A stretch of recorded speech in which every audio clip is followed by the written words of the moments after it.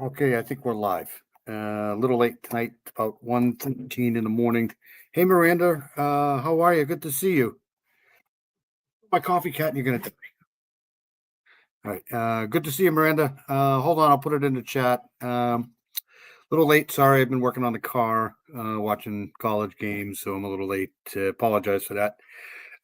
But I'll play my intro, and I'll be right back. Go over the true crime cases of the week. And get this show going. Let me play my intro and I'll be right back.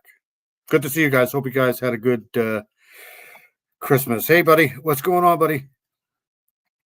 What am I doing? I don't want to do that. Cancel.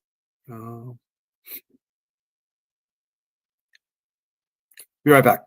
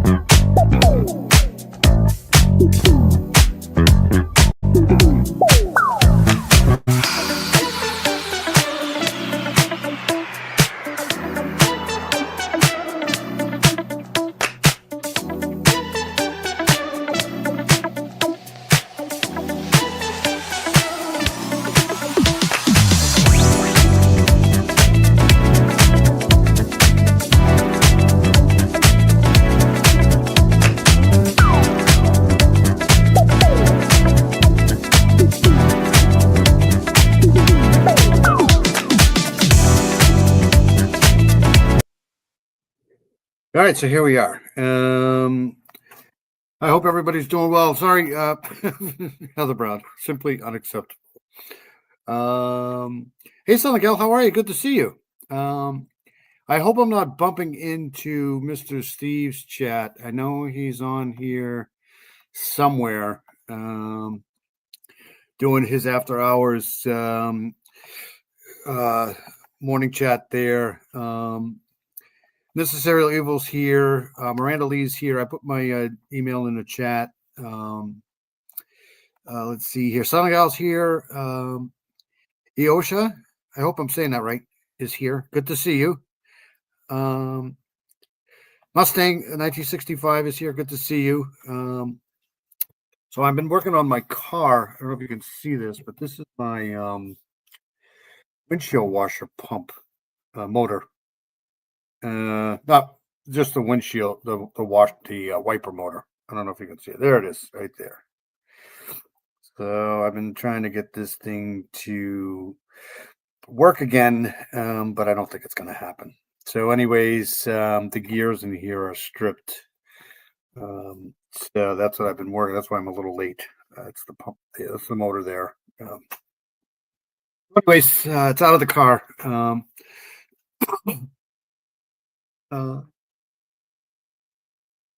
That's all right. I'll check it in a couple minutes, I think. Hey, Miss Barbara's here too. Good to see Miss Barbara. Good to see everybody. So let's get going. It is what's today? Today's Sunday. I hope everybody's had a good Christmas. Thank God that's over. Now it's just a New Year's New Year's Eve. So, anyways, let's play this first. I saw this earlier on the news.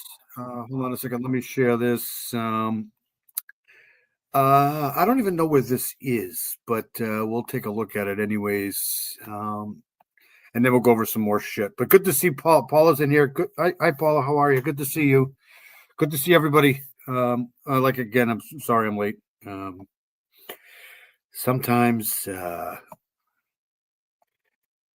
Sometimes you got to be late doing shit. All right. So this, I believe this is out of,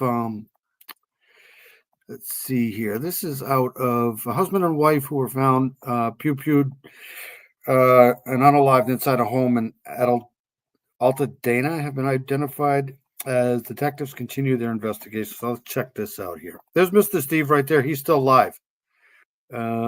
Shit. Um, I hate doing that. And unfortunately, deputies really are not saying what led up to the couple being shot and killed inside their own home. The couple had been together for decades, but now they leave behind a community and loved ones who are completely devastated. It's Gail. Gail Hurt is here. Good to see you, Gail. Missed you. Haven't seen you for a while. That's all right, Paula. I was late too. I didn't get on here till, I don't know, about 10 past 1. But Gail Hurd's in here. Gail Hurd is awesome. Good to see Gail. Paula Fitzhenry's in here. Miss Barber's in here. Mr. Steve just ended his live. Okay, good. I didn't have to bother bumping into his. I'm pretty sure his stuff is much more important than mine. All right, so let's go back to this. So, Altadena, this just happened a few hours ago here. All right, so here we go.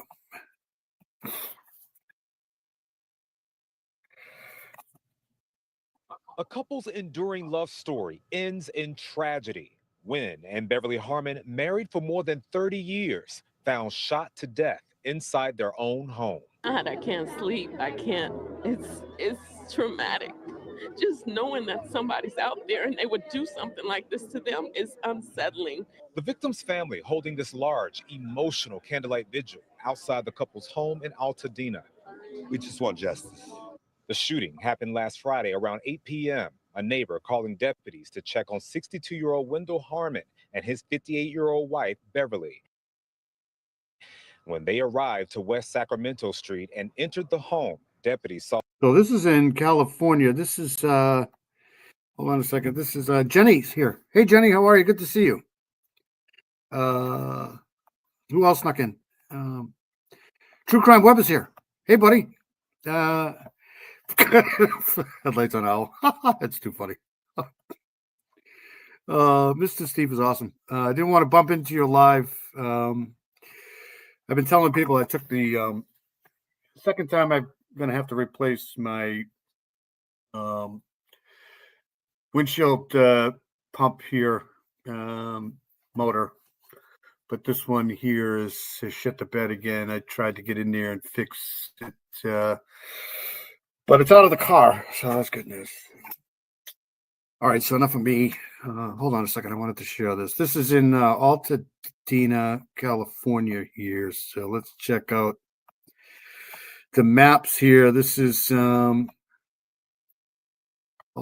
right there. It's some sort of a community. Altadena is an unincorporated area in designated place in the Vertigo Mountain region of Los Angeles County, California. So this is where that is. So this is where this took place here. All right, so let me stop sharing this, and we'll go back to. It's been a tough week. We've got the house cleaned up though from Christmas, so that's the good news.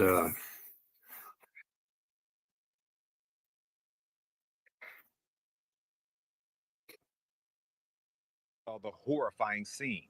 The Harmons dead, shot multiple times. The motive unclear. I want to say I'll be able to forgive you. That's what I want to say. I want to be able to say that. Supportive and loving, relatives say, calling them the ultimate power couple. Wynn worked in leadership for Pasadena's Parks and Recreation Department. He loved his community, loved his job, loved his family. You know, he was just.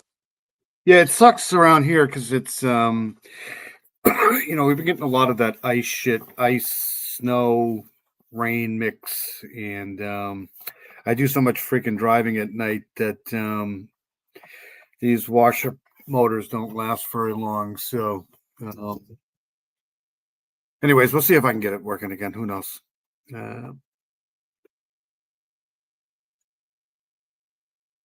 That guy. Beverly spending decades in finance before launching a home health aid business.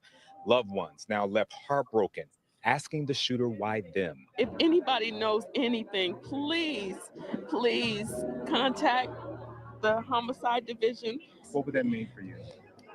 it would give me a piece of myself back. I know I can never bring them back, but right now I can't even function. I can't function. I don't know what my life is going to be like without them. That was my sister and my brother. That was my sister and my brother, and they're going to fly high. They're angels, and they're watching over us right now. This is just so sad. This is terrible. Like I said, this just came out a few hours ago, so I don't know what's going on with this here, but obviously it's not good. Maybe I don't know.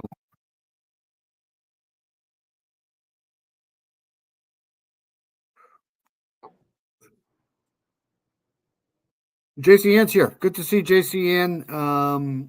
She has a great channel. I haven't been able to catch a lot lately because of the holidays and stuff like that. I just kind of took a few days off. Remove your windshield.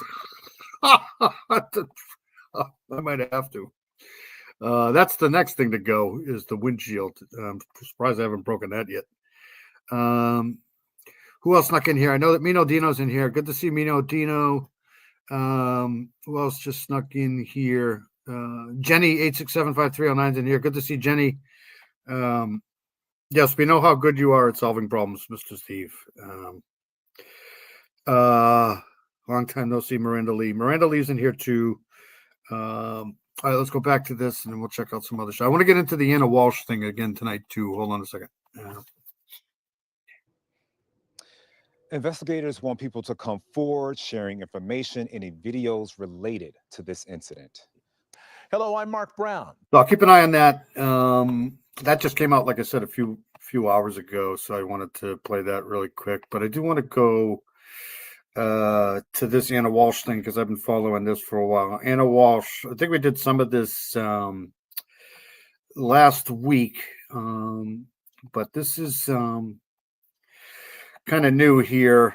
I'm going to play this again here. So this guy here is being detained. He's a suspect in the disappearance of Anna Walsh. This is Brian Walsh here. Massachusetts man accused of unaliving and dismembering his wife is to go on trial in the new year. Brian Walsh reported his wife, Anna Walsh, missing on January 4th last year. I think 2 years ago now. But 4 days later, he was arrested for misleading police. So let's go to this here. This is I believe we played some of this last week, so here we go. 8 a.m. How to stop a body from decomposing. At 5:20 a.m. he searched how to found a body. At 5:47 a.m. 10 ways to dispose of a dead body if you really need to.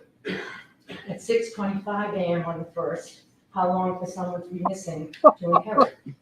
At 6:34 a.m. on the 1st, can you throw away body parts? Anna Walsh's disappearance made headlines nationwide. On New Year's Eve in 2022, Anna and her husband Brian had dinner with a friend of Brian's. But by New Year's Day, it would be the last day she was seen alive. On January 4th of 2023, she was officially reported missing after she didn't show up to work. Brian also reported his wife missing and told authorities Anna left their home for a flight to D.C. Police confirmed Anna did book a flight for January 3rd. However, her debit and credit cards hadn't been used since January 1st. Her disappearance sparked an extensive search involving search and rescue teams as well as canine officers to scour wooded areas near her home. Then on January 7th of last year, investigators received a startling email. It said, "We had the so-called Anna Walsh with us. We had a..." This guy here, Brian Walsh, is such a piece of shit. It's just a, I don't know. There's really not, I mean, these people here, there's really not a lot you can say good about him. He's a fraudster. He's got some other charges too, not just this year, but I mean, it's possible he didn't do it, but it's very minimal. I mean, this poor person, she just got involved in the wrong person. Had a deal worth $127,000. She messed up. We have her here with us, and if she doesn't pay the money, then she'll never be back. And we know that the police and the FBI are involved. Good luck finding us. According to authorities, the email was sent from the Gmail account of Richard Walker 9984. Authorities flagged the email as suspicious, but a day after the email was sent, the investigation took another turn. Investigators got a search warrant for the Walsh's Cohasset home and made a shocking discovery. Blood was found in the home as well as a bloody knife in the basement. Brian Walsh was arrested that same day and charged with misleading a police investigation. Then the following day, on January 9th, more than a week after Anna was seen alive, her husband was arraigned in court. According to the prosecution, investigators found no evidence of Anna taking a ride. So let me share this map here. Hold on a second to give everybody a. They'll probably never find her body. But this is Cohasset, Massachusetts here. And, you can see this is right along the coast here. So he could have, Situate is right here. So he could have, these body parts could be anywhere here. Not good, there's plenty of beach here. They have a pretty good idea of where he went, though, that day. So hopefully, I'm hoping they can find her body, but I don't think that's going to happen. All right, let's go back to this here.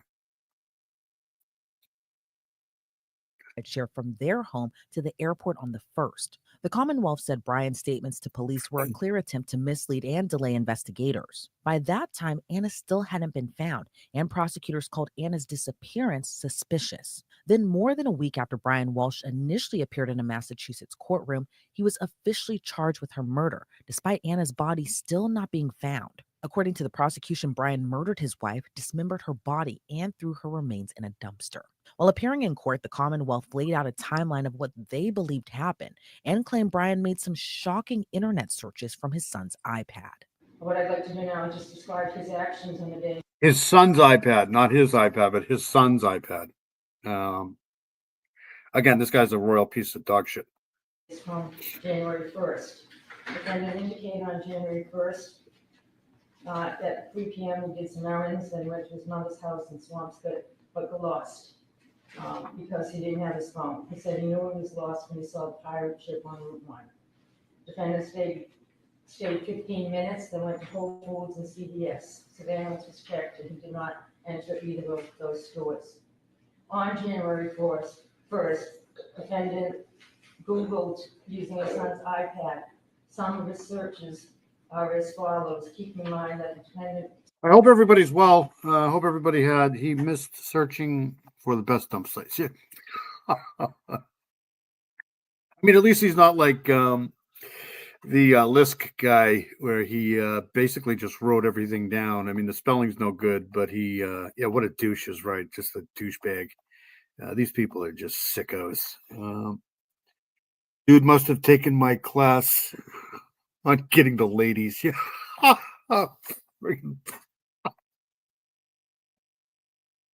Said he left at 6 a.m. At 4:55 a.m. on January 1st, he searched how long before a body starts to smell. At 4:58 a.m., how to stop a body from decomposing. Who would do this? Who's this dumb? Who would do this? This is just,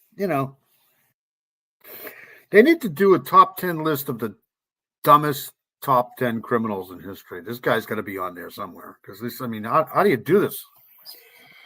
The body starts to smell at 4. How to stop a body from decomposing. At 5:20 a.m., he searched how and found a body. At 5:47 a.m., 10 ways to dispose of a dead body if you really need to.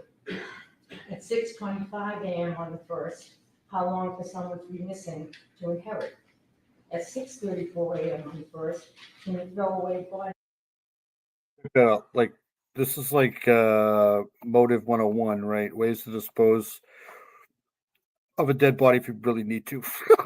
At 6:25 a.m. on the 1st, how long for someone to be missing to inherit. How long for someone? 6:34 a.m. on the 1st. I mean, I'm laughing. It's not funny. It's very sad, but I mean, some people are just completely stupid. This guy's one of them. Like, Can you throw away body parts? At 9:29 a.m., what does formaldehyde do? At 9:34 a.m. on the 1st, how long does DNA last? At 9:59 a.m., can identification be made on partial remains? At 11:34 a.m., dismemberment and the best ways to dispose of a body. At 11:44, how to clean blood from wooden floor. At 11:56 on the 1st, luminol to detect blood. At 1:08, what happens when you put body parts in? yeah, I think she was. I think she was pretty much done with this guy. She might have been. I think she was. She was. I think she might have been having an affair at the same time because she was traveling back and forth. She had gotten another job, and I think in Washington D.C. So she was traveling from Massachusetts to down. I'm pretty sure she was done with this guy, and that's why I think he decided to do this. Yeah, he's definitely not the sharpest knife in the drawer, that's for sure. But I do agree with this statement too that Gail said. I think too many women have a rescue syndrome and are not used. Yeah, for sure. Just one too many chances. Pneumonia. At 1:21 p.m., is it better to throw crime scene clothes away or wash them? Those are on the January 1st. There was also information gained from the defendant's phone, which showed on January 2nd, he was at Home Goods in Norwell, where he purchased 3 rugs. There were 3 rugs, 3 of them, not just one, not 2, but 3.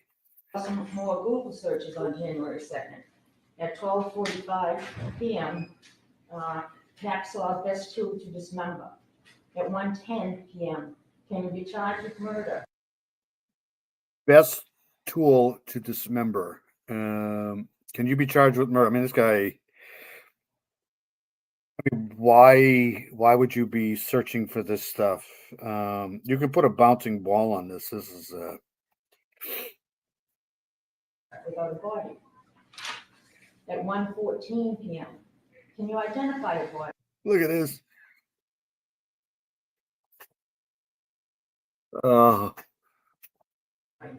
With broken teeth. On January 2nd, following those, the defendant was seen on surveillance at the Home Depot in Rockland. In checking the surveillance, the defendant is observed on a security camera pushing a cart. Items included cleaning products, mops, brushes, tape, towel, a Tyvek suit with boot covers, buckets, goggles, baking soda, a hatchet. He had a face mask and rubber gloves on at the time he was pushing the cart in Home Depot. At 5:32, he was seen at the Derby Street in Hingham, now removing the gloves and the mask. That's what I think we should do. That should let Mrs. Steve after some of these people here. That's Data from his phone also tracked his whereabouts on January 3rd. Locations were traveled at 4:27 on January 3rd to an apartment complex in Abington. Surveillance shows the defendant's Volvo, as well as a mail fitting the defendant's appearance. if you don't understand Massachusetts talk, that's why I have the closed caption on here because they talk sometimes a different language than everybody else. So I got this going on here. Exit a car near the dumpster. He walks to the dumpster carrying a garbage bag. He's leaning, and it appears. And they have the nerve to tell other people they have accents. You know, it's just the dumpster carrying a garbage bag. He's leaning in it up. To be heavy as he has to heft it into the dumpster. He walks to the dumpster with the garbage bag and leaves it. On 4:48, he hit another complex in Abington, and at 5:10 p.m., cell phone shows records at another apartment in Brockton. Video shows a party consistent with his appearance and his Volvo. Again, he discarded items in the dumpster. On January 3rd, that same day, at 1:02 p.m., he did some more Google searches. What happens to hair on a dead body? At 1:13 p.m. What happens to hair on a dead body? This is just What is the rate of decomposition of a body found in a plastic bag compared to on a surface in the woods? At 1:20 p.m., can baking I can't believe they couldn't find her though. Like, this is just weird. I mean, he spelled it all out for him. soda, mask, or make a body smell good?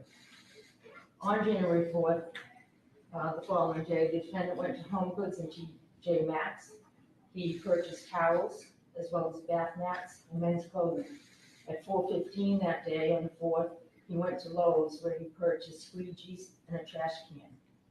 On January 4th, when Passett police went to the house on the Ralph Game Shack, officers observed his Volvo with seats down and a plastic liner in the back of the car.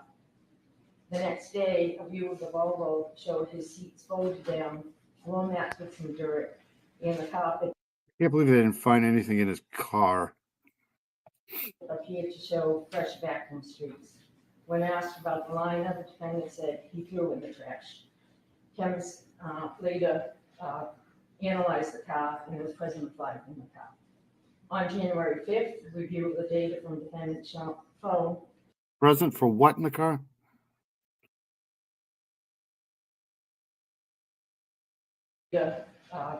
analyzed the car and there was present blood in the car. On January Did she say blood?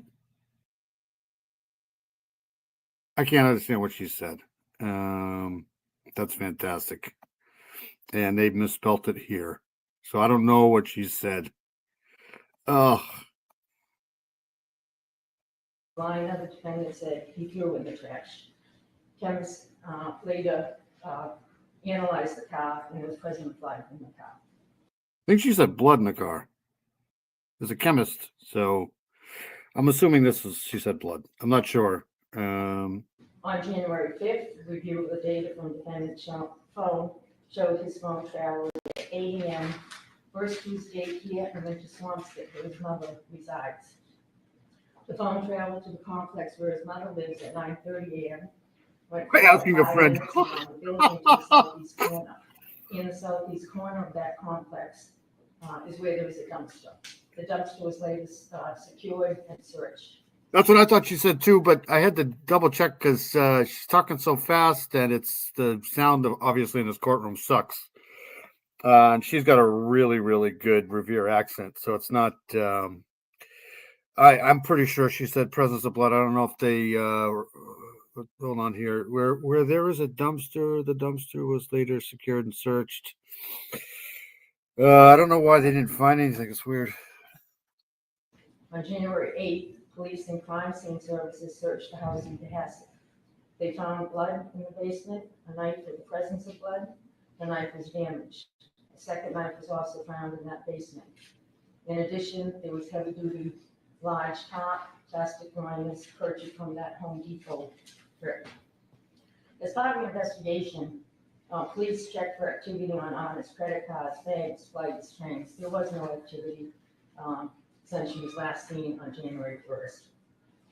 Police also tried to track down what happened to the bags that the defendant was seen throwing in the dumpster earlier. This was over in Abington. These bags and what was in them were already picked up and taken to a location. I wonder if they could get fingerprints off those bags. That's so weird how they couldn't find any fingerprints on. I know tracking a lot of cases with plastic bags, they usually try to get some fingerprints off the bags. For shredding and being incinerated. By the time police located that, they were already destroyed. However, investigators did secure and search the dumpsters from defendant's mother's complex in Swampscott. It was searched at a transfer station in Peabody. Investigators. I hope Miranda Lee's okay.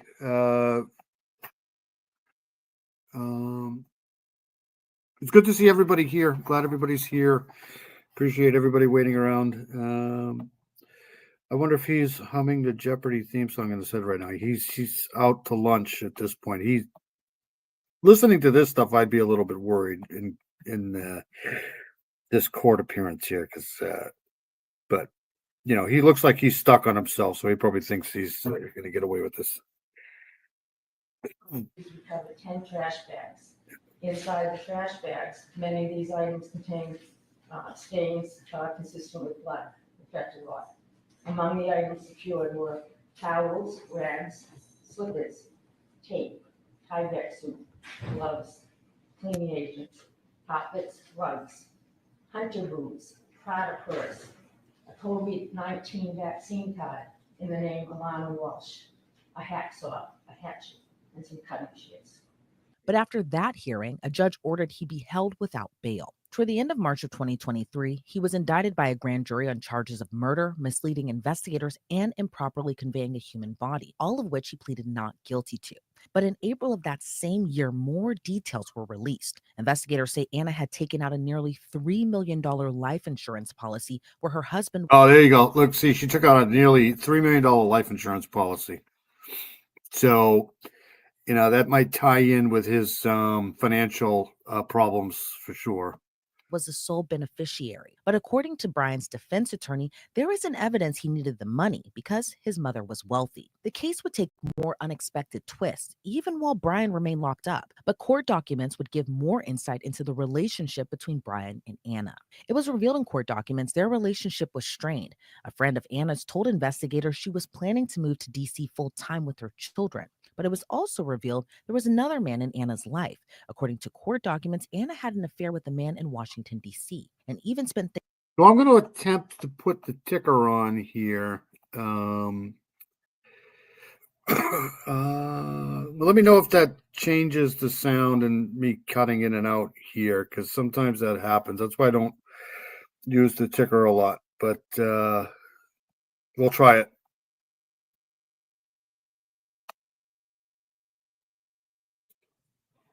Thanksgiving with him in Ireland and spent Christmas Eve with him before going missing. The man told investigators he and Anna dated for several months. The two were planning on celebrating New Year's together on January 4th.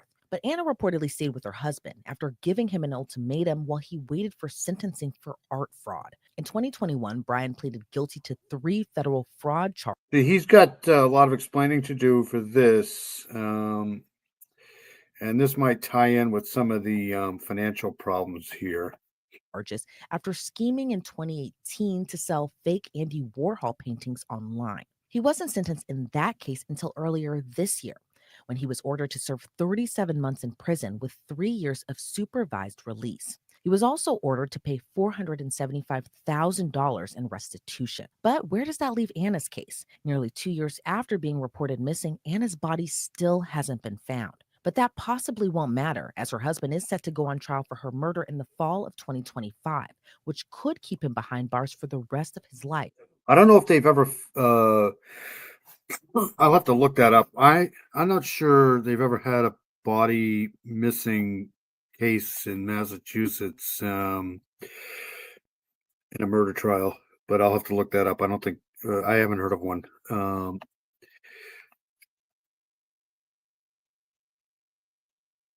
If convicted.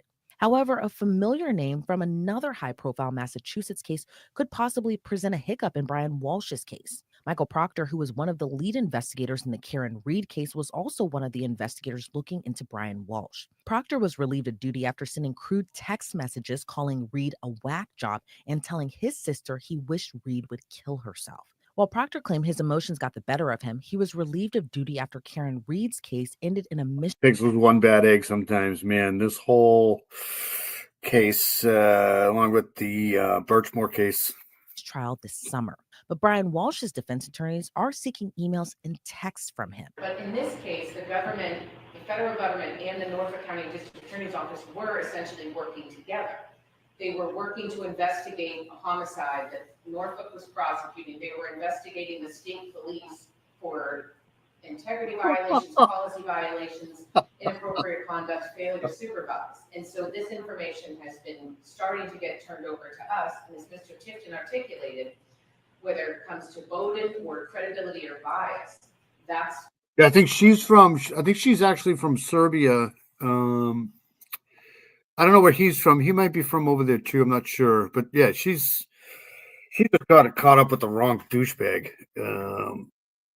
Never mind a $3 million life insurance policy. I worry when Mrs. Steve finds out what a $5 lottery ticket. Just think about that person that won that $1.5 billion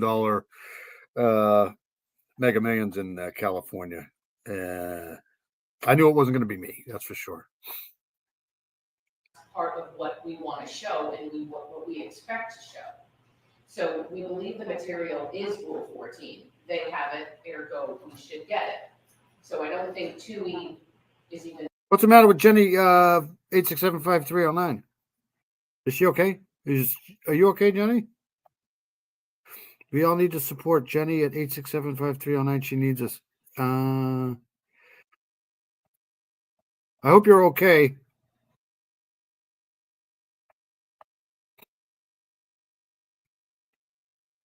Necessary yet. If they've indicated they're going to take that road, then that's fine, but that does not negate our argument that it is Rule 14. And the SJC as recent as 2020 has clearly stated that it is in their possession. With respect to the cases they cited in their response, they're relying on. See, they're trying to infiltrate this other case, all these other cases into this case here too. I don't think they're going to be successful, but it's worth a shot. Homo versus Bonnet, which was a 2015 case. I don't believe that's on point. Bonnet is a case in which the state district attorney's office was not aware of the identity of a confidential informant. And so it wasn't in their custody. And secondly, they were saying that it was privileged. We have nothing to show that anything in those 3,074 pages are privileged or protected. We don't know. We've pulled it together from pleadings from other cases, responses from the government, just to know that they have it, roughly what it's about, and then several letters between the district attorney's office and the federal government talking about this material, specifically the officers involved. And the reason I can point to, there's a myriad of reasons why it would be relevant, but what we're able to determine is that Trooper Proctor, who was the lead investigator on this case, the moment he stepped foot into investigating Brian Walsh and the disappearance of his wife, he knew he was under federal investigation. And so his bias, his motive, anything or his integrity is forefront for him. So with all those thoughts, when you're considering all of that, I don't know how it's not Rule 14. I don't know how we're not already in possession of this. And so otherwise I rest on the papers. And they talk about Beal, your argument. In Beal, I agree the prosecutor doesn't have a duty to go investigate our case, but they haven't. So we're not asking them to go get something they don't have.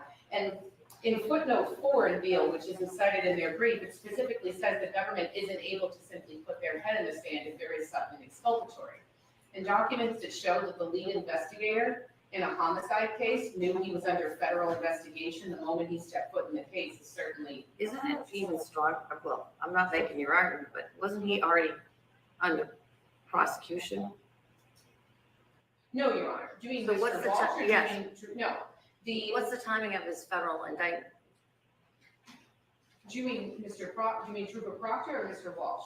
I thought you were talking about Mr. Walsh. No, and Mr. there's Walsh bias is because state he knew that investigation. Mr.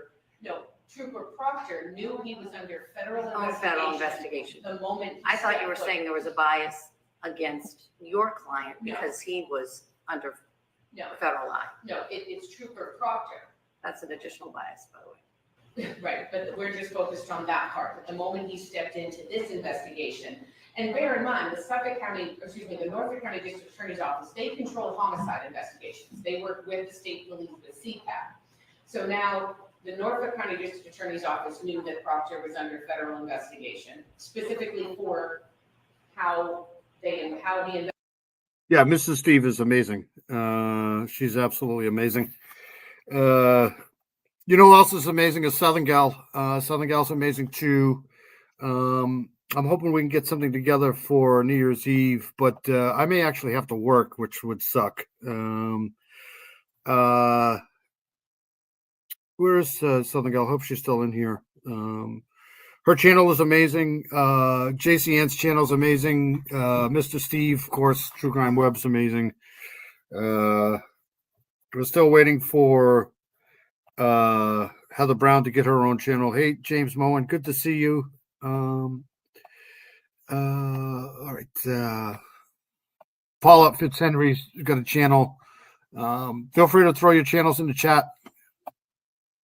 Investigate, supervision, etc. He now is the case officer in this matter while his case is pending. So that's one of the myriad reasons why not only are these documents relevant, they could very well be exculpatory. And under Rule 14, it's not exculpatory, it's material and relevant. But a judge denied their request, writing that turning over the complete extractions could compromise sensitive information related to ongoing investigations. See, so put that in your pipe and smoke it. They're not going to fall for this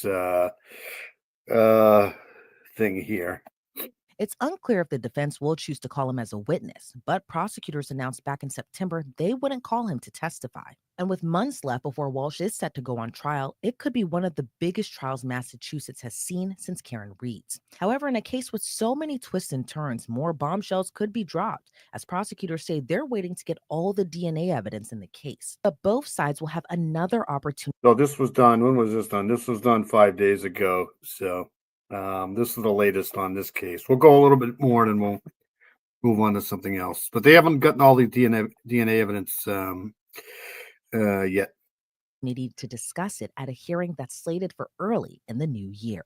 It could be one of the biggest cases of 2025 as Brian Walsh is set to go on trial for his wife's murder. I'm joined now by Massachusetts-based attorney Jennifer Roman. Jennifer, thank you so much for joining me. First, I have to ask, what's your reaction to Walsh going on trial next October? Does it come as a surprise to you? So he did get a date. The date for this trial is going to be going on next October.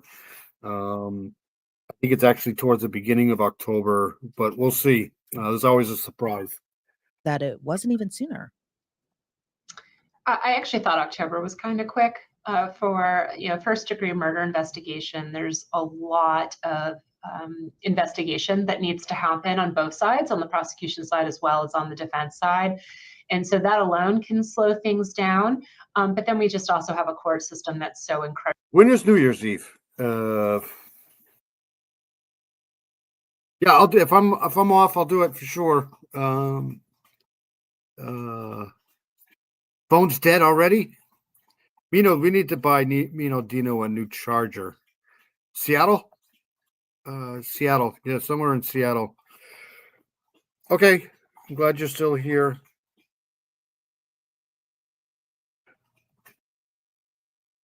Incredibly backed up. So having a trial date scheduled for October 2025 on a case that started in January 2023 seems about right to me, given just the amount of— That's about 2 years. That's pretty accurate.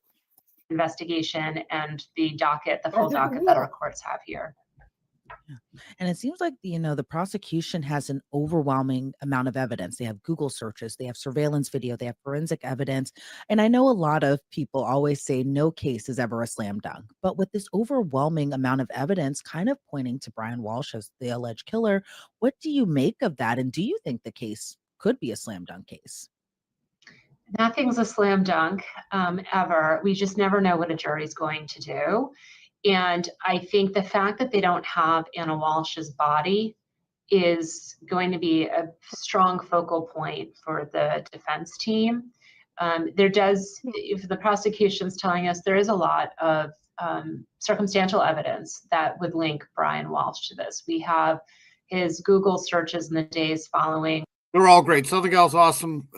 Tuesday night, I think. The day before New Year's. Thank you, Jenny. I don't even know what day today is. Is today Sunday? Yeah, I think so. Mrs. Barb's awesome. Timothy's Legacies, great channel. All you guys really have great channels. True Crime Web's right there. Of course, everybody pretty much knows who he is now. The day before New Year's, Tuesday night.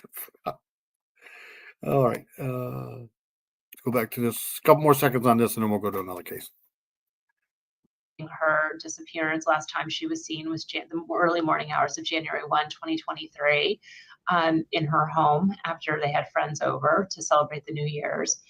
So we've got him conducting I wonder Google if this- searches about how long before. I wonder if this could be a possible defense, because there was a New Year's Eve party before she went missing, and I think she was there with somebody else. I'm not sure. That's also another motive for him, though, too. Hold on a second here. We have his Google searches in the days following her disappearance. Last time she was seen was the early morning hours of January 1, 2023, in her home after they had friends over to celebrate the New Year's.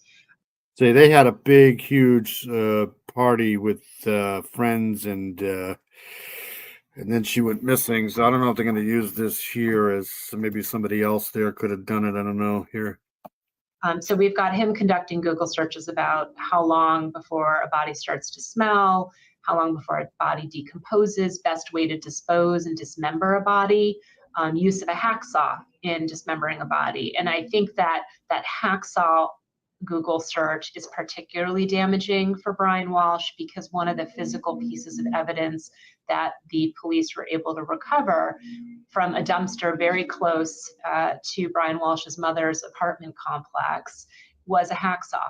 And that hacksaw was found with a purse, the shoes that the boots that Anna Walsh was last seen wearing, her COVID-19 card had her name on it, a piece of a necklace that she had been known to wear. So there's a lot of physical evidence that was recovered that with that hacksaw that suggests, okay, that item was in fact used to dismember her.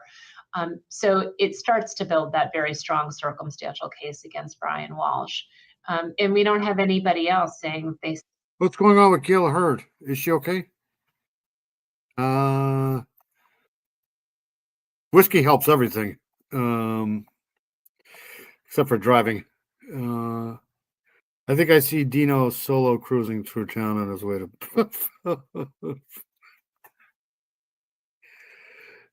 Yeah, me and Charles and whoever wants to. I think we're going to try to come up with the top 10 or bottom 10, however you want to call it, serial killers pretty soon here. Right.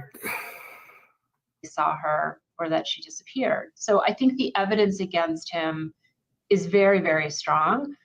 But again, we never know what a jury is going to do, and we don't know what defense is going to be mounted on his behalf.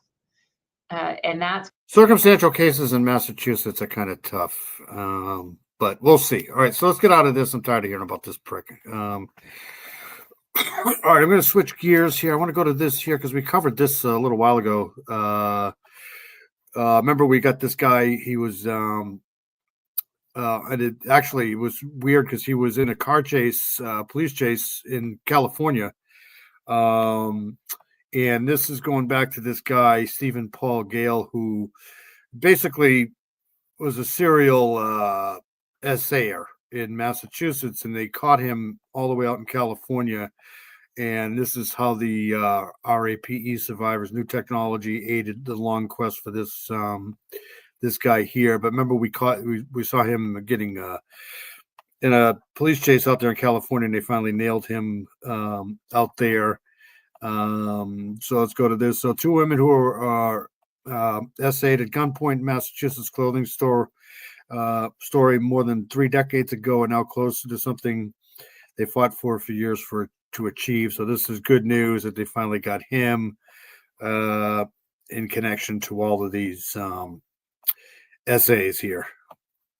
Years ago today, a Framingham clothing store was the scene of a horrific attack. Yet the women who survived that crime have been on a relentless quest for justice. Now that a suspect may finally be returned to Massachusetts, 5 Investigates Karen Anderson sets the stage for a dramatic turning point in a case she's covered extensively for years. A decades-old attack in... Maybe we could do like a dartboard thing where, you know, whoever hits the bullseye of the SKer picks number 1, number 2, number 3. Because there's a lot of SKers that people don't know about, or mainstream people don't know about, I guess.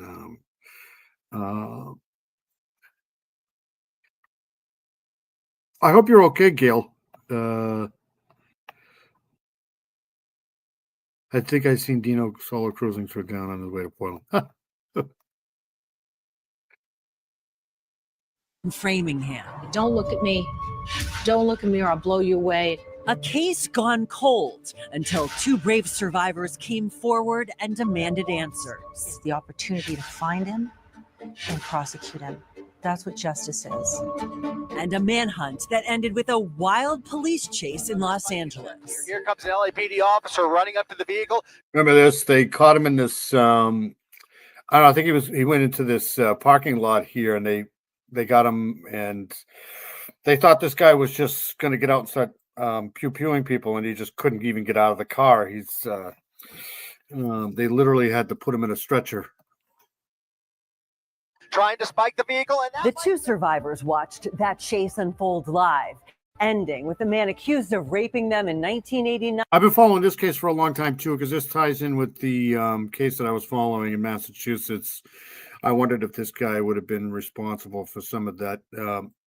The Maine South woodsman guy, but this might have been a little after that. So, and I don't think this guy actually unalived anybody. He was just, an essayer. 9 in handcuffs. The scene unfolding. He might have, though. You never know.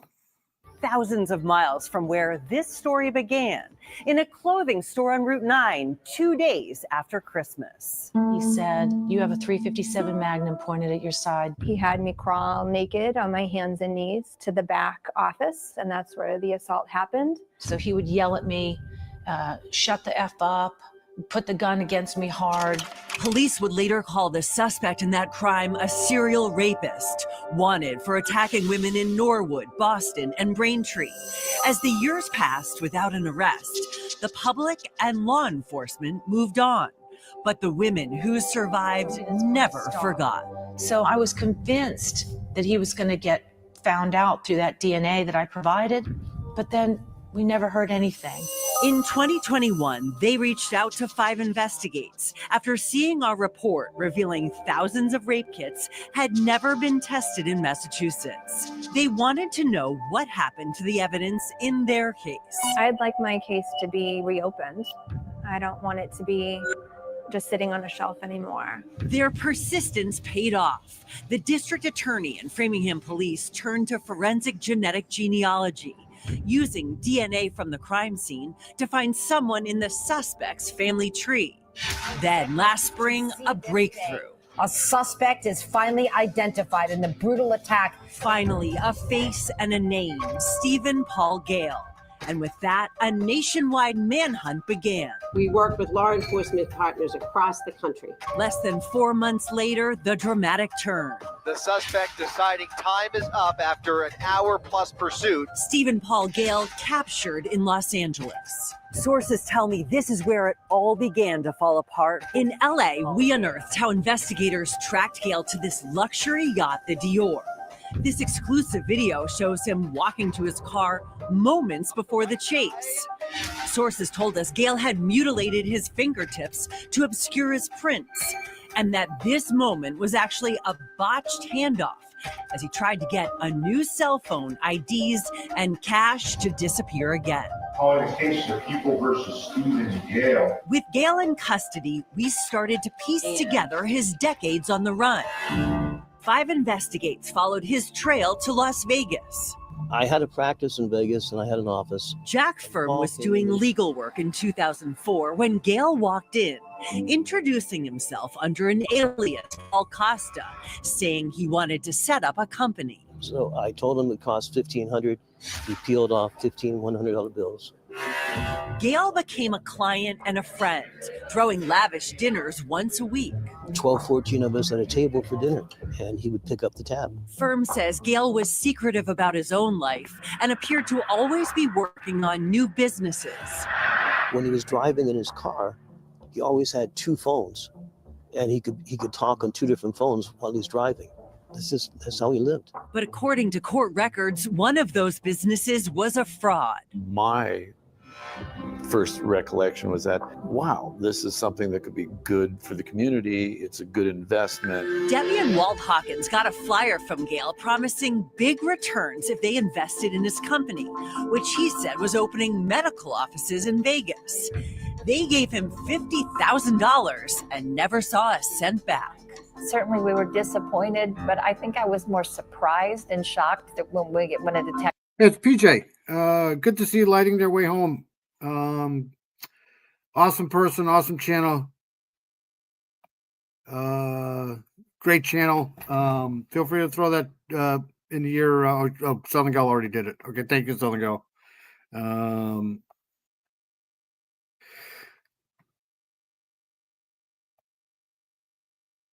All right, let's I have a dislocated rib cage and 4 compressed vertebrae ribs causing pleurisy. Oh my God, that's awful. Oh, that's terrible. I now know who Dawn is. Dawn is Southern Gal. And Charles is necessarily evil. And PJ is lighting their way home. So, yeah, I'm a little slow on this stuff here.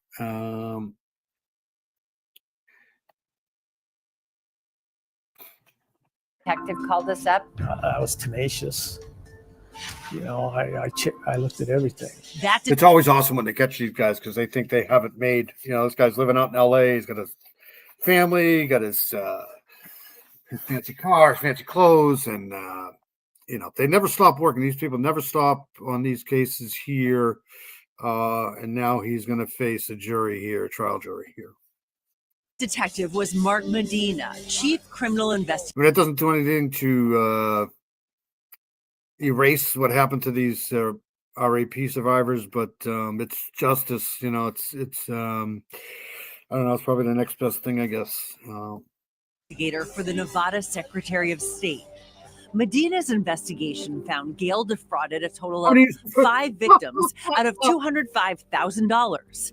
But when it came time to arrest him, Gale was gone. I remember having a strong sense when I was looking for him. Boy, this guy's really got a core group of people that are just covering for him.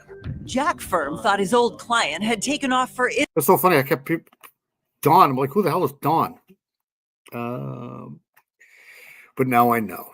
So, Dave, I just figured it out like a month ago. That's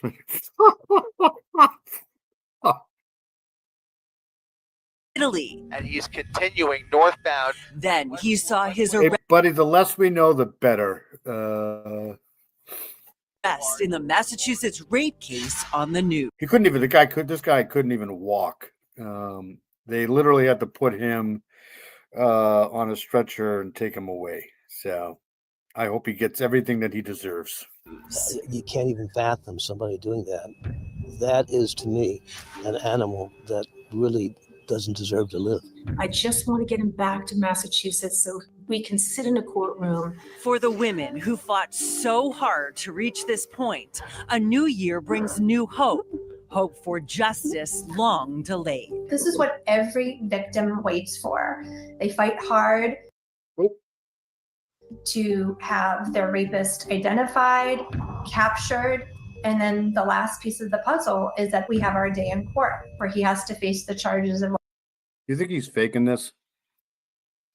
what he's done to us.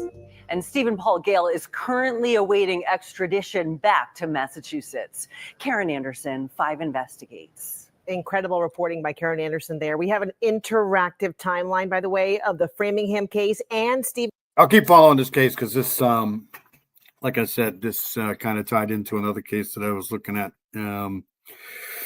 early on. But nonetheless, this guy's another piece of dog crap.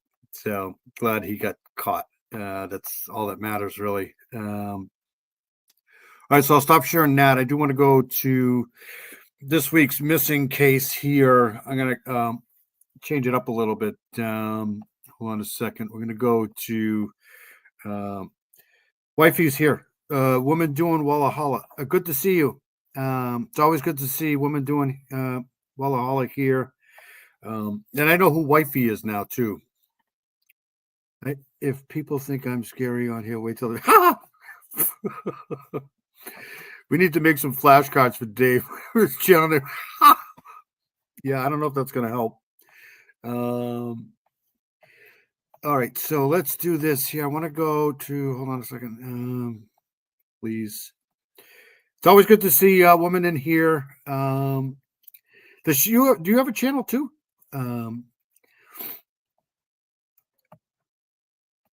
This is going to be a little bit different than the News Nation stuff here. This is going to be, I mean, some people don't like her, but the Texas Beauty, where's Kaylee?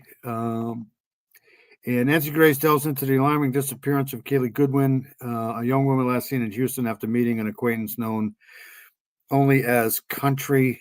Shortly after Kaylee's mother, Casey Richardson, received a harrowing ransom call demanding $500 cash app. So let's go into this here. Despite the distressing nature of the call, so I'll look this up here. But let's do this here. This came out December 27th. So let's do this here. Thank you for being with us. We're asking any residents in the city of Baytown and the Houston area to check their properties, outbuildings, and any surveillance footage from the days around her disappearance. Any detail could provide critical information to help us bring her home and locate her. That from our friends at KPRC2 Houston. Kaylee's family is desperate for your help. Let me just give you the tip line right off the top. 786-509-7135. Repeat, 786-509-7135. Everyone, thank you for being with us tonight. Joining us is Kaylee's mother. First of all, straight out to Kaylee's mother, Casey Richardson. Miss Richardson, thank you for being with us. I've just got to ask you right off the top, how do you put one foot in front of the other with your baby missing? I call her your baby. I know she's a grown, a beautiful, lovely young woman, but how are you doing it? Okay, how am I doing? I have a autistic child I'm raising. 2 of them are in elementary. 1 of them is in 3 girls that I'm raising still. And that is what's keeping me going. I don't have a choice. These babies I have to raise. When did you first realize Kaylee is missing? April the 22nd. What happened, Miss Richardson? It was about 11 something a.m. and I got a phone call from an unknown number that I didn't recognize. And I picked it up and all I could hear was a man yelling over and over and over, "I want my effing money. I want my effing money." And I was like, whoa, whoa, whoa, what's going on? And he's like, "No, she effing stole from me. I want my effing money." And I said, wait, who? What's going on? Like, and then Kaylee is in the background going, "Mama, please help me. My face is so disformed, Mama, please." And I can hear them in the background. And every time she cries, she gets pistol whipped. And how do you, what makes you think she was being pistol whipped in the background?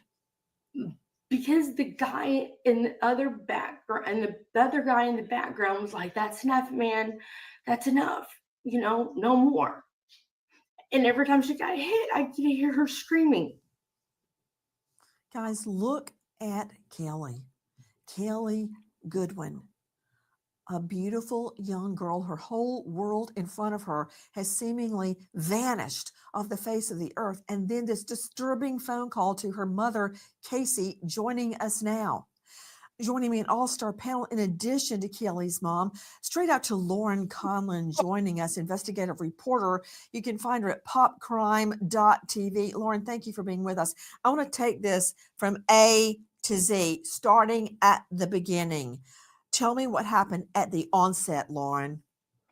Yes, so Kaylee was last seen being picked up by an unknown person at her apartment in Baytown, and this was 21st, 2024. She told a friend that she was going to visit a friend in Houston. Now we know that she subsequently went missing after her mother received this phone call. All right, so hold on a second. Like I said, I'm finding out about this stuff the same time you guys are. Yeah, Nancy Grace she has a way with people. Sometimes she's good, sometimes she's not. When it seems like when she's just looking for subscribers or a story that isn't there, she's a little annoying. But all I care about is this person here. Where is Kaylee Goodwin? A question her friends and family, but this was done a while ago. Has been asking for 29 year old Goodwin was taken from her Baytown home on or about April 21st, 2004. So this is 8 months ago or so. Around 7 p.m. that night, an associate of Kaylee said she got into a car with an unknown man at an apartment complex in the 3100 block of Decker Drive in Baytown. So let's hold on a second. Copy that. The very next day, her mother got a call from a man she didn't know. He demanded money and asked her to send it to a Cash App account. According to Harris County court records, the men demanded $600, and Kaylee's mother heard her screaming and crying for help while saying things like, "Mama, my face is deformed. This is bizarre. This is bad." Detectives identified the owner of the Cash App account and determined the same woman owned a car. The same woman owned the car Kaylee got into. When they contacted the woman, they found out her boyfriend, murder suspect Quan Flowers, had her car. All right, so let's go back to this here. Hold on a second here. Top screen.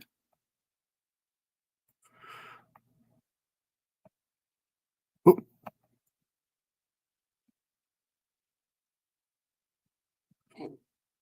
The day after Kaylee heads to Houston, mom Casey Richardson gets a call from an unknown number. When she picks up, a man says he has Kaylee and he'll hurt her unless Casey pays him $500, an amount he claims Kaylee stole from his car. In the background, Casey can hear Kaylee crying and screaming for help. Then she hears her daughter get hit with something metal. Kaylee cries out, "Help me, Mom. They're beating me. My face is so deformed." Miss Richardson, are you convinced that your daughter was truly being beaten? A lot of people are arguing, with which I disagree, I might add. Your daughter has no history of scamming, of hoaxing, nothing. And from what I understand, her screams were real. Describe again for me what you heard on that call. A mother knows their child's scare voice and scare cry. At the end of the day, you can't fake that scare and that cry. A mother knows. Yeah, this is awful. A woman, she is wearing regular chokers. Collars look different. Yeah, absolutely. I don't know how she found me. I told her to go get a hold of True Crime Web. Oh, good night, buddy. I hope you have a great weekend. I hope hope Santa was good to you. Happy New Year, buddy. Mr. Steve is an amazing person. Mr. Steve is even more amazing. I'll see you out in the roads tomorrow night, buddy. Mr. Steve's the guy that has the headlights on high beam all the time. You know how I like is the guys that have these huge trucks, right? They have like 500 lights on their truck for no reason. I think they're actually afraid of the dark. They have these huge, massive monster trucks, and they have like, I don't know why they have so many lights in the truck. I don't get it. But apparently they're afraid of the dark. Apparently, you don't need that many lights on your truck. You just don't. Don't be afraid. Happy New Year. Absolutely.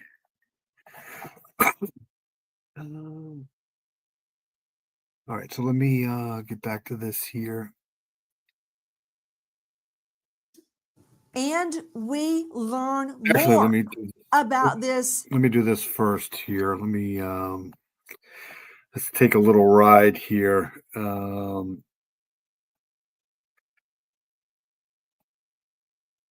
So this is Decker Drive here. This is basically where I just typed this into the Google machine here, and I got this Baytown, Texas, 3100 block Decker Drive. So this must have been where she. Hold on a second. 3100 block of Decker Drive in Baytown. So around 7 p.m. that night, which April 21st, is it dark there then, or is it that's after?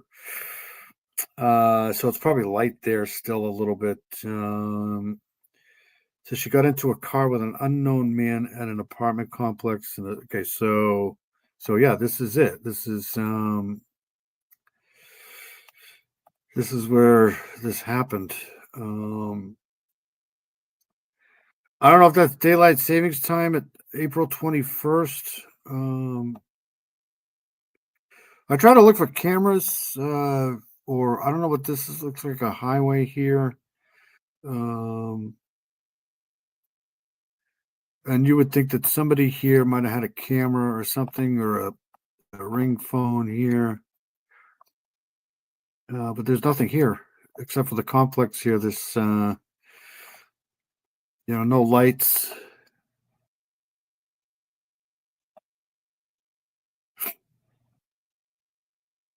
I don't know what this is. There's an underpass here. So this is,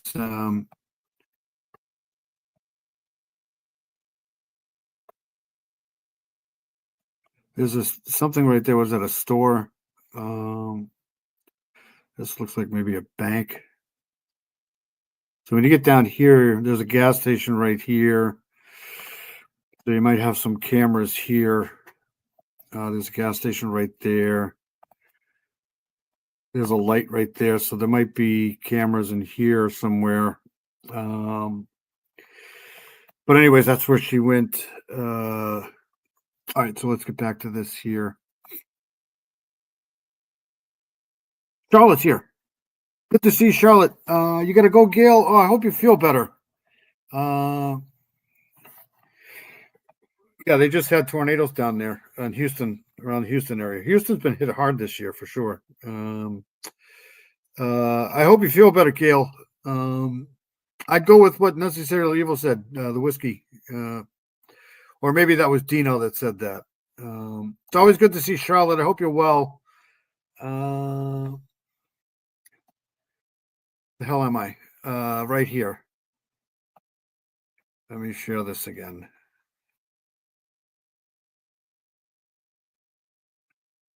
Have a happy new year, Gail. Thank you so much for coming in. Appreciate you being here. Gail's awesome. All right, let's do this here. Whose last name? Goodwin or Godwin? Cash demand. Listen. Casey can hear someone continuing to hit Kaylee, and eventually the caller tells them to stop. The caller tells Casey to send the money to a Cash App account 1007. Hold on a second. Scare and that cry. A mother knows. And we learn more about this cash demand. Listen. Casey can hear someone continuing to hit Kaylee, and eventually the caller tells them to stop. The caller tells Casey to send the money to a Cash App account 1007 Owens. But until they receive the transfer, they will continue to hurt Kaylee. When they hang up, Casey frantically tries to call Kaylee, but she isn't picking up the phone. Miss Richardson, what went through your mind at the end of that hang up? I immediately called my husband. He walked off the site of his job 25 minutes away without saying anything. He came straight home and we went straight to the police station. Tell me, how much were they asking for when they were beating your daughter? This conversation went on for a good 9 minutes. So I at first was like, look, just calm down. And I tried to, play the mama bear with him, like I understand, and I tried to compromise with him. And I'm like, just calm down. And then I realized this wasn't a joke. And I said, please, I will get you the money. Just stop hurting her. I beg you. Please stop hurting her. Straight out to Brian Fitzgibbons joining us, Director Operations, USPA Nationwide Security, specializing in locating missing people. He has served in Iraq and beyond. Brian, thank you for being with. Can't say enough about Mr. Steve, True Crime Web. Mr. Steve is awesome. It's probably one of the reasons why I have a channel in the first place. But Mr. Steve does amazing work. He's an amazing person. He, probably doesn't have to be doing what he does, but we're glad he does do what he does. That's for sure. And his wife, Mrs. Steve, is even better. If you don't know who he is, go check out Mr. Steve. And Southern Gal. Southern Gal's amazing too. She she does excellent work. Just an amazing person. It's good to see Charlotte, JCN, Heather Brown's amazing too. I hope you're well, Heather. Good to see you always here in the chat. Let's go back to this. With us. Doesn't any idiot know? This is a little strange, though. Don't you think this is a little weird? This is a little who would do this? A cash out. $600? Was it $600? $500. Don't you think people would ask for more than that? $500, $600? That is a little strange. That Cash App is traceable? Yeah, this was certainly perplexing, Nancy, that the demand was made to send. It's always good to see Heather here, Heather and everybody. But Heather, me, and Mino, Dino, and some of these other guys always seem to find each other in other chats. It's so funny. But you guys are all awesome. Yeah, $600. That's something. Somebody called me and asked for $5,000. They said, Timmy.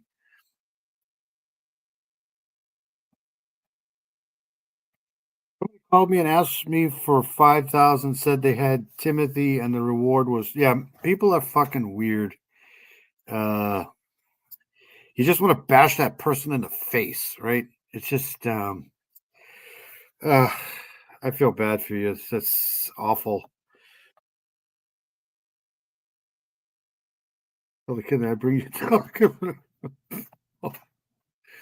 I just think that's a little weird. I guess maybe they were looking for drug money or something like that. $600 would do it, but it is a little weird. A certain amount of $600 to a specific Cash App.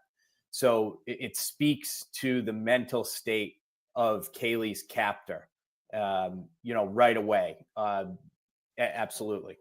But on the other hand, to Wendy Patrick joining us, California prosecutor, founder of Black Swan Verdicts, and author of Why Bad Looks Good, and many more. Wendy, just like you can set up a fake email, you can get a fake phone. You can have an alternate cell phone number, untraceable, well, for most purposes, untraceable back to you. You can also set up a fake Cash App account. So it can be done.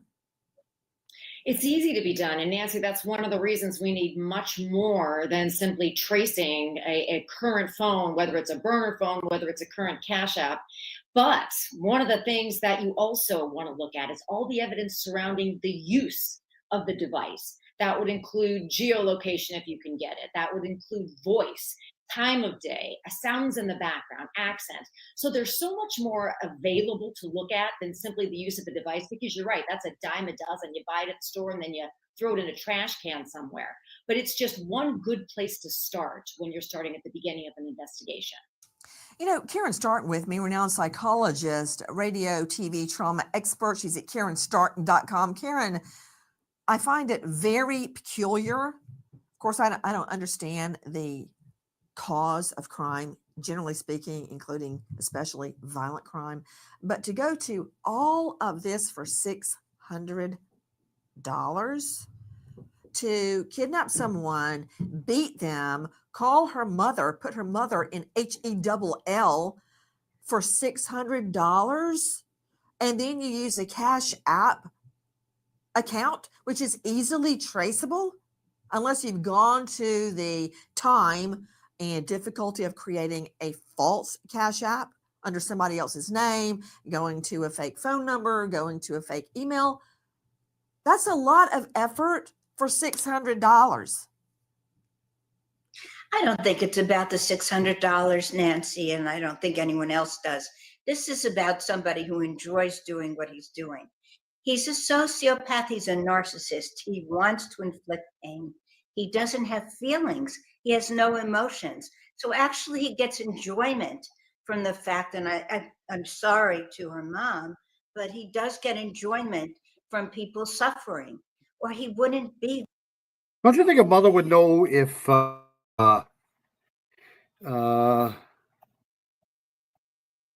somebody was their own child was faking it or not? Like,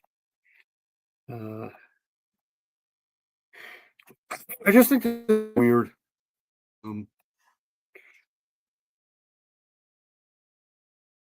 Violent.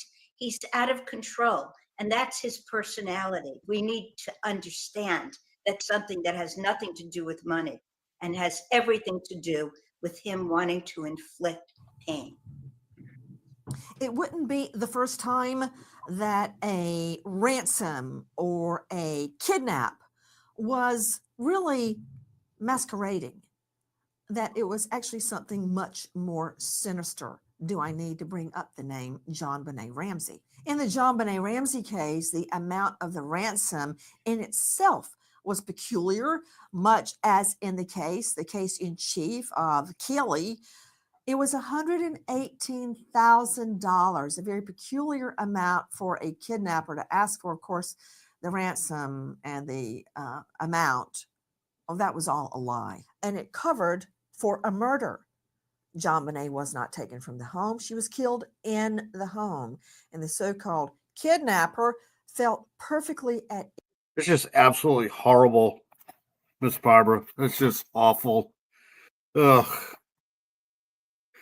I feel bad for that whole situation.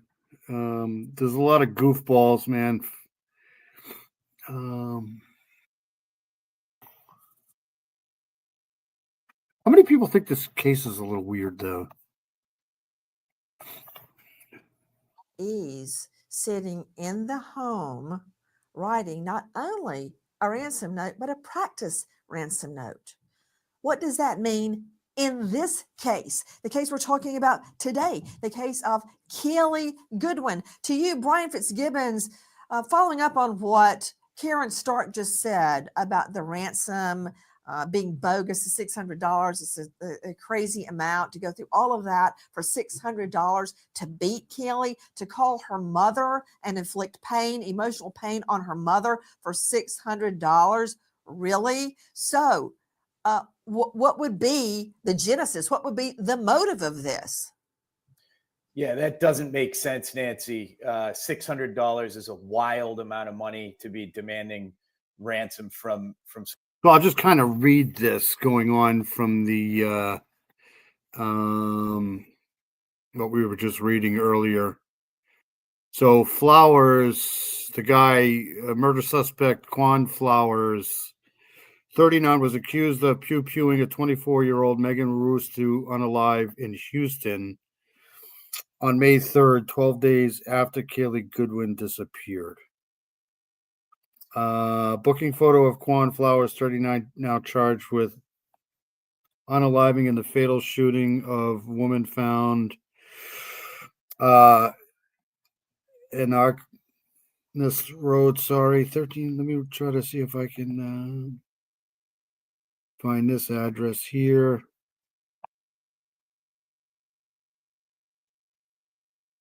Flowers allegedly unalived Roos, who also had blunt force injuries. According to her autopsy, her body was found on a desolate dirt road in Southwest Houston. Actually, let me share this. Hold on a second. Because I got the guy's face here.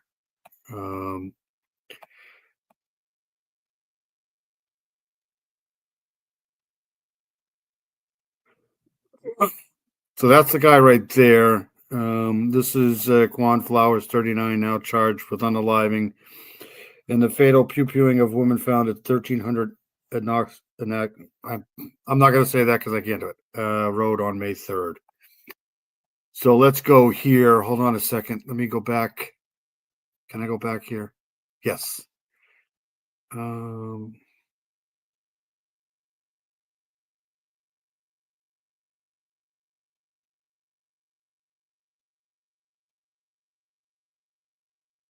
That's far. How far is that? That's 34 minutes. Okay, so hold on a second. People are heartless. People are just, some people just need to go away. They're just, where am I here? Let's go back to the map for a second here.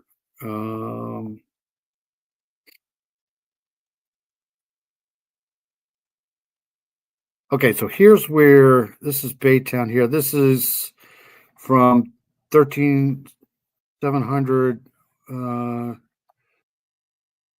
Agnos Road, Houston, Texas, 3100 Decker Drive, block, Baytown, Texas. So this is this road here, and this is this. So it's about 34 minutes between the two.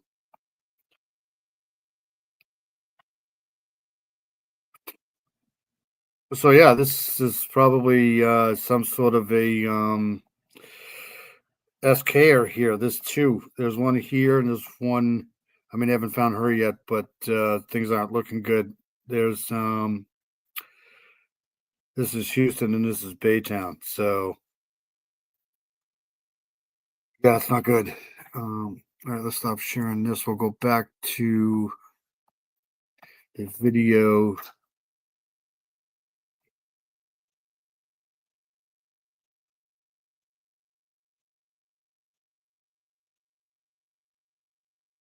Somebody's mother.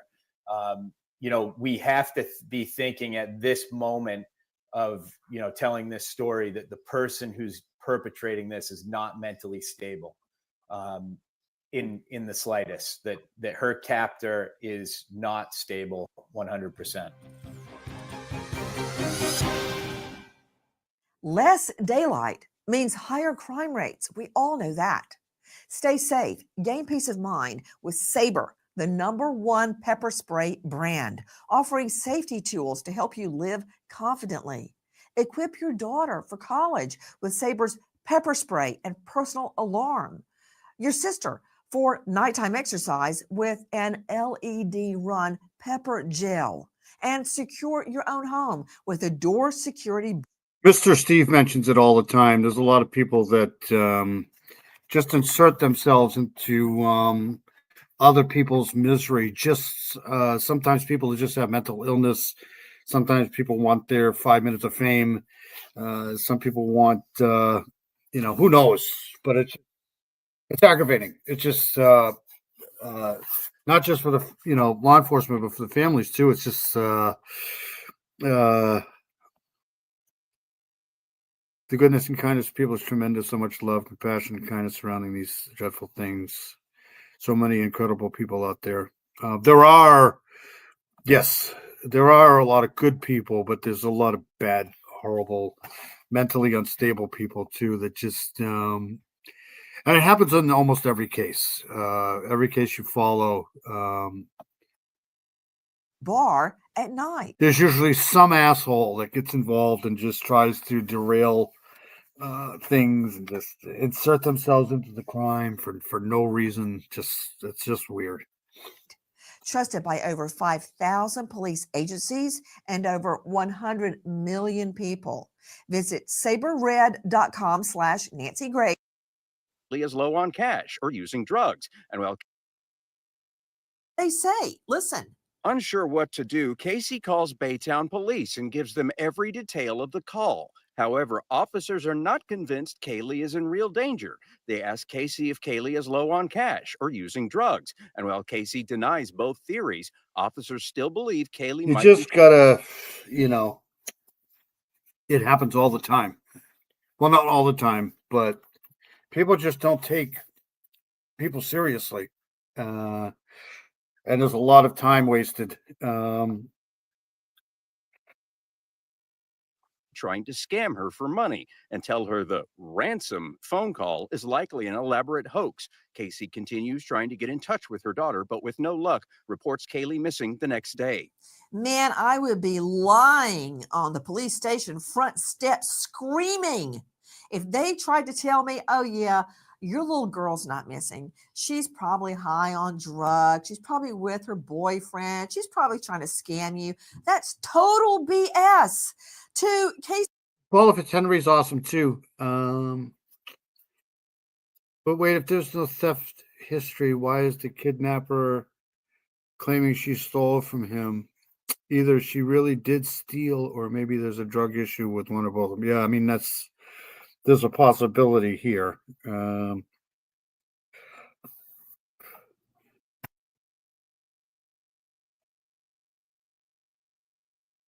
Is Paula going to sleep? If you are, Paula, I hope you have a good night. Thank you so much for coming in. Paula's awesome. Paula's amazing. I hope you have a great New Year's. Technically, see you on the other side. No, Paula's awesome. Good to see Charlotte in here too. I haven't seen her for a while. Casey Richardson, this is Kelly's mom. What happened when you tried to report her missing? I went to the police station with my husband. I didn't call him. We went up there. And I went in there and I said, I don't think anybody wants to be in this person's shoes right here. I mean, this has got to be hell, literally. Ugh. And you wish you could help. I wish I could get down there and help. Really do.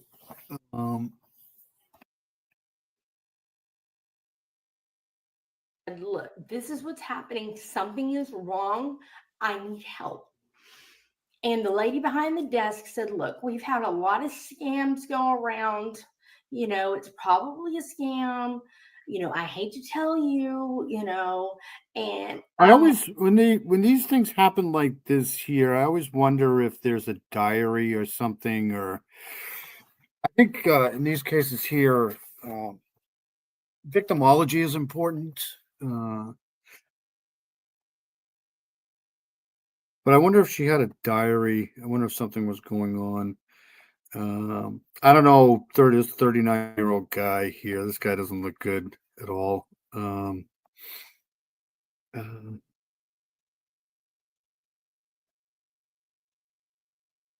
like, listen, if something happens to my daughter, I want something saying I was here.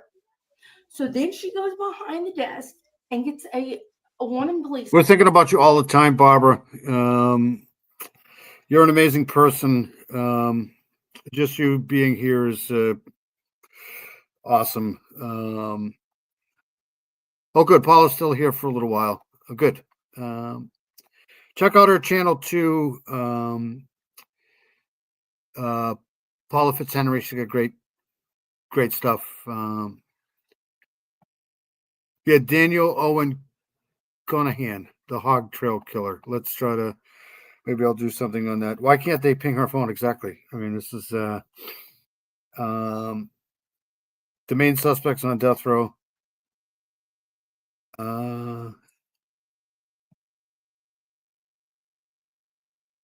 Officer. I mean, she looks really happy here. In their uniform, and so then she walks. Put it this way: I don't think she had anything to do with this.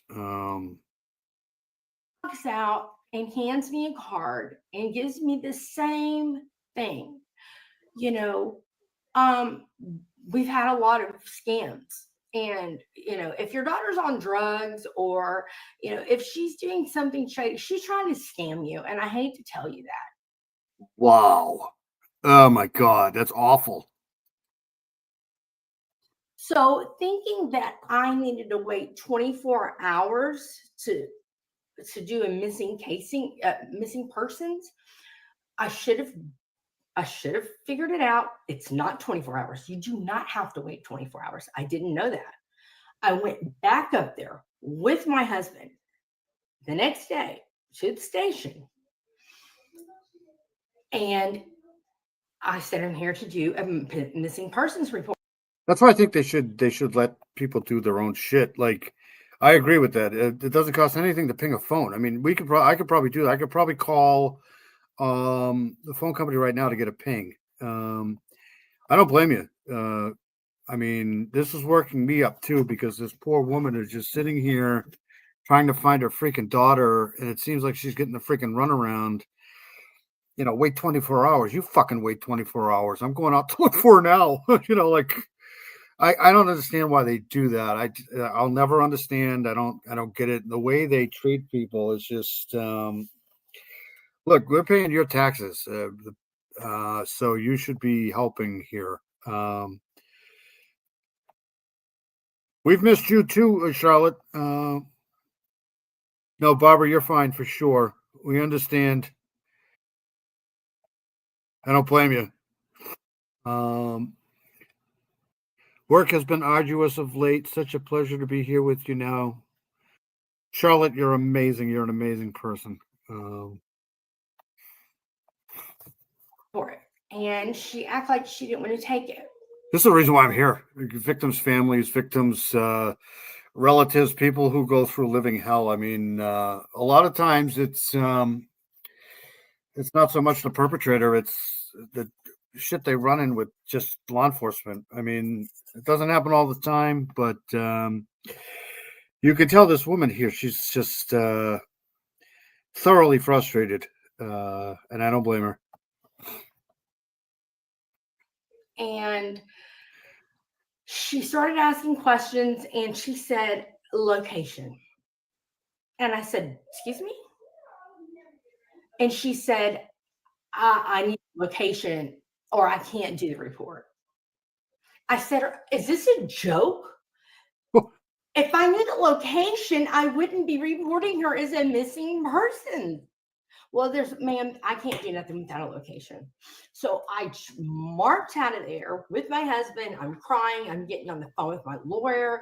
And he said, no, you march right back in there and you give her address. And I did. And she took. See, there's literally nobody else you can go to. I mean, if you can't go to your own police department, who you're supposed to go to? I mean, I guess you can try a senator or a congressman or something like that, but you shouldn't have to do that. You go to your police. You're told to go to the police, and if they don't do anything, what are you supposed to do? It's actually what they said to me. I said, if I knew where she was, I wouldn't be calling. Exactly. I mean, this isn't a test. This is a real thing here. The report took a long time with an attitude. And who is this person? Do you have the person's name? Because they need to be fired. Yeah. And this is right in the middle of the whole police station getting moved to a brand new 3-story. So everything is in chaos. They're moving the court. You poor thing, Heather. You can't. You can't be down. I forbid you to be down this time of the year. You're on the chat with us, so we love you, Heather. I hope you're well. There's a lot of people that don't really care too much for this time of the year. I hate December, January, and February, all the winter months. I can't stand them. But then again, I hate March too, because March sucks. I like July and August. That's about it. to this 3 building, the forensics, everything. So I should copy this. Is it on here somewhere? I hate when they don't put this on here. I guess I can write it down. So this tip line, USPA missing persons unit, 786-509-7135 here. And I'll try to see if I can put that in the ticker at some point. So everything isn't just right. Let me ask you, was the police officer suggesting that Kelly herself was scamming you, or someone was pretending to be Kelly? Because that actually is a scam where someone pretends to be your child and they go, oh, I've been in a car accident, or I've got a DUI and I don't want to tell my family. Can you please send me $500? That actually is a real scam, and I've investigated it and interviewed victims that were scammed. Were they telling you that, or that Kelly herself was trying to jip you out of money? Yeah, Kelly herself was trying to jip me out of money. How would they know that? They don't know Kelly. It took a week and a half before a detective even got a hold of me. To Wendy Patrick, a veteran prosecutor and founder of Black Swan Verdicts, also author. Wendy, how many times have we covered cases and investigated them ourselves where police and sheriffs say, oh, she'll be back. She's out. You can fill in the. Okay, so I got that scrolling down here with everything else. I got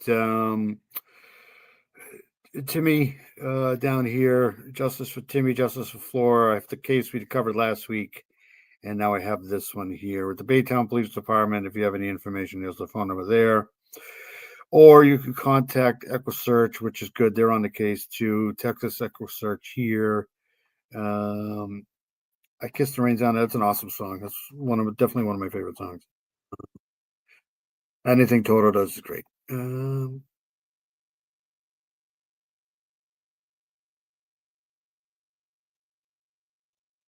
Yeah, you're an amazing person, Heather.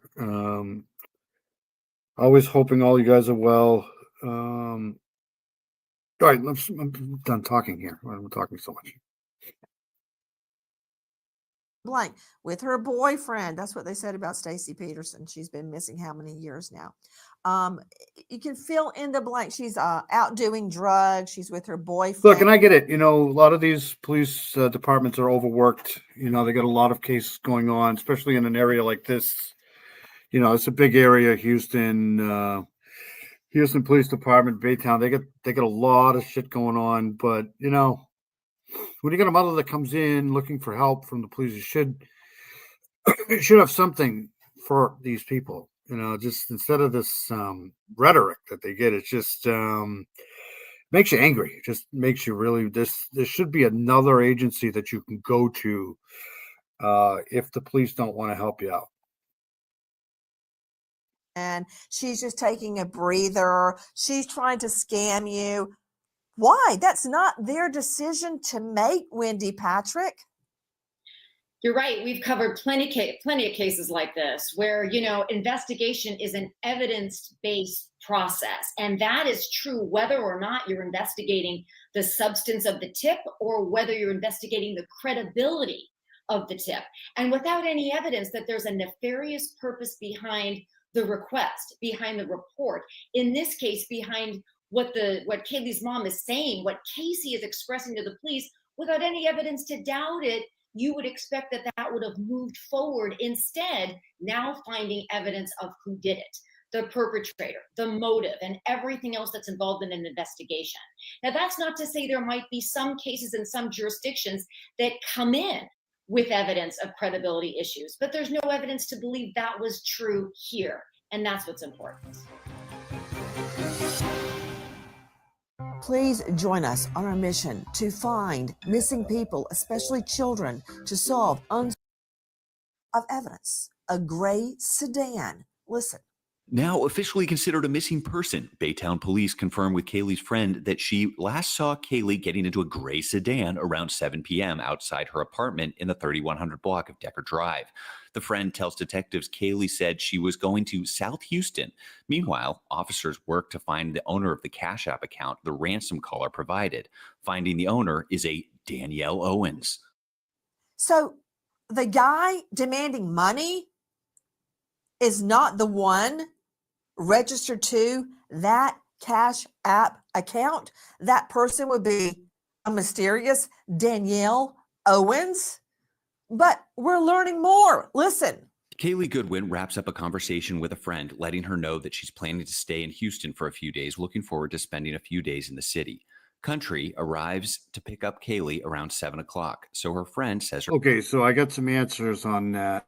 So no, it's not dark at 7 p.m. in Houston, Texas in April. So April 25th, sunrise is 6:43 in the morning and sunset is 7:55. So that's a long day. So yeah, so there would have been some sunlight. So that seems pretty accurate that somebody saw that. So her goodbyes as she watches Kaylee get in the passenger seat of a gray sedan. Now, when you hear the reporter with crimeonline.com state Country, that's actually a guy's nickname, his moniker, his street name. He goes by the name Country. Okay. First things first, to Lauren Conlon joining us, investigative reporter. Lauren, Danielle Owens. That is what I want to hear first. Who is Danielle Owens, who actually owns or is registered to the Cash App? Danielle Owens is actually dating this Country character. And when investigators began looking into Kaylee's disappearance and the Chevy Malibu that she got into, the sedan that night, they put two and two together.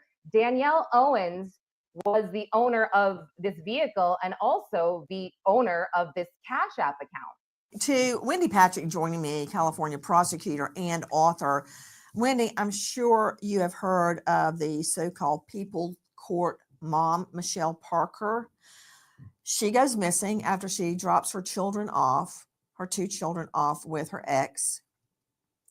The last clue we've got for her is finding her vehicle parked in an apartment complex. Why was it easy to find her vehicle?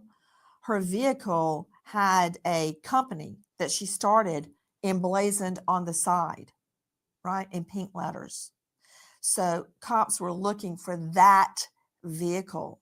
So often we trace people and crack cases based on vehicles. Here's another example. Brian Koberger, who is yet to be proven guilty. Did they say a year of that car?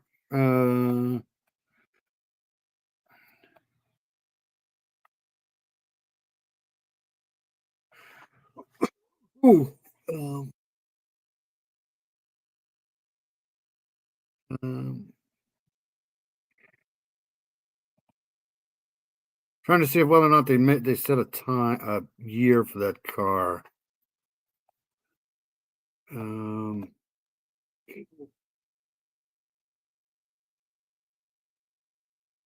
But his white Elantra was spotted by a 7-Eleven, a convenience store clerk, late at night, like 3 a.m. in the morning, flying by not too far away from the King Road address where 4 beautiful University of Idaho students were murdered in their beds.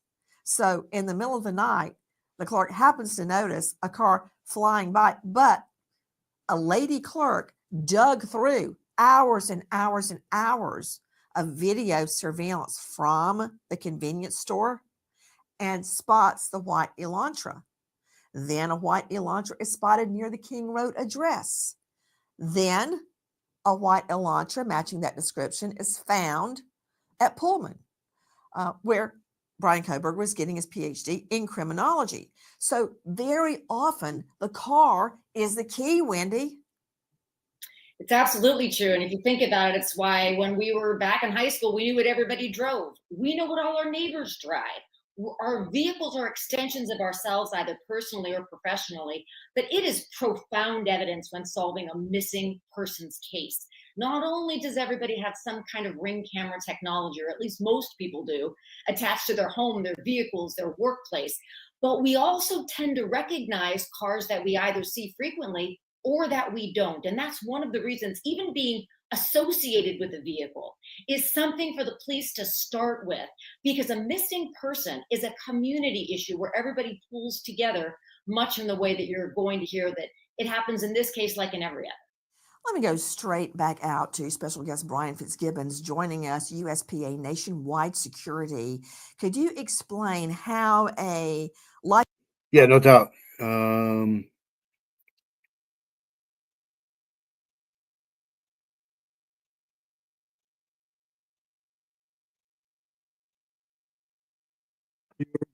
My car tubes in every Saturday.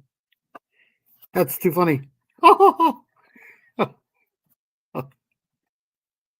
I had to make everybody wait tonight. I was just out there trying to work on the car, and I lost track of time.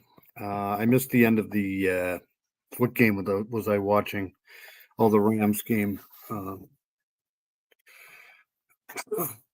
License grabber or a license plate reader, LPR, how does it work? And why can we rely on it? Because I've never known it fail. Yeah, so these are cameras, Nancy, that are capturing either the front or the rear license plate of the vehicle and then storing that data with date, time, location. There's So happy to hear that. I'm so glad you're here.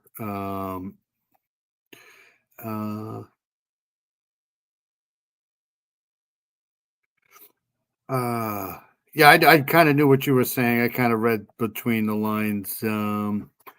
I can't type or see one of the two. I can't see or type. No, either. it's easily searchable by Thank God for backspace. I don't know what I would do without a backspace button. investigators. I think it's important to note here that Baytown PD was, as frustrating as the initial interaction may have been with Miss Richardson. I don't know if there's any other missing people in this area here. I'll have to look into that because that might be something to think about too. Maybe this guy's been doing this for a while. We'll look at this a little bit more, and then I'm going to go on to something else here. But this is probably not going to go well here. And they were able to quickly sync up in an interagency effort with Houston PD to get all this information to start to track down Flowers. You're pretty I don't like those shoes. ready to forgive Baytown PD for, let me just say, it's a technical legal term, crapping all over the mother when she tried to report.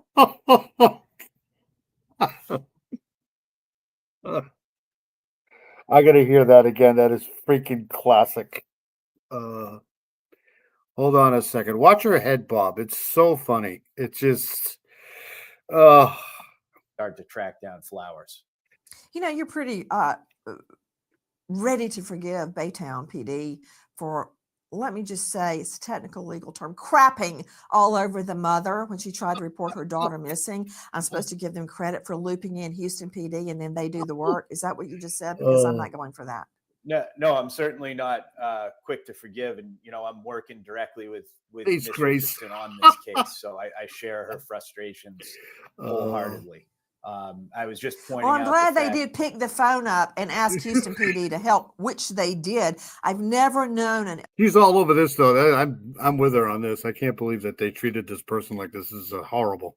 LPR to be wrong ever. I don't necessarily understand all the technology, but I don't need to. I don't need to know how it works. I just need to know it works. So Lauren Conlon, again, LPRs, license plate readers, critical. But my question is, we're missing a link right there. How did either Houston PD or Baytown PD get the tag number for the license plate reader to work? Kaylee was picked up at the Decker Drive apartments, and investigators took the surveillance footage from the apartments and just zeroed in on the license plate there. And that's when they realized who the car blew. Got it. Okay, brilliant. Lauren Conlon, who did that? So the good news is, okay, so that makes sense. So they did, I don't know how to get back to this. Yeah, I guess I can do this.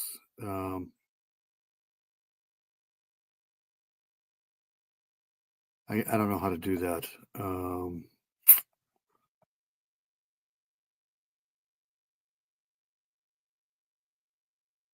Baytown, Texas. It's not letting me do this. So anyways, that apartment complex that we were at, they had somebody had a ring camera, ring phone, a ring camera, because they caught that car, and the license plate reader got it. So good. Baytown PD or Houston PD?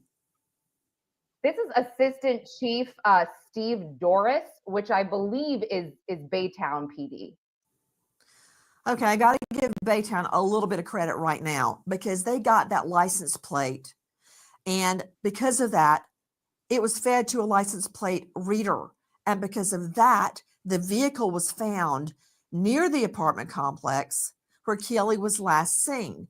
Now, here's a whole nother can of worms to Karen Stark, psychologist, is joining us.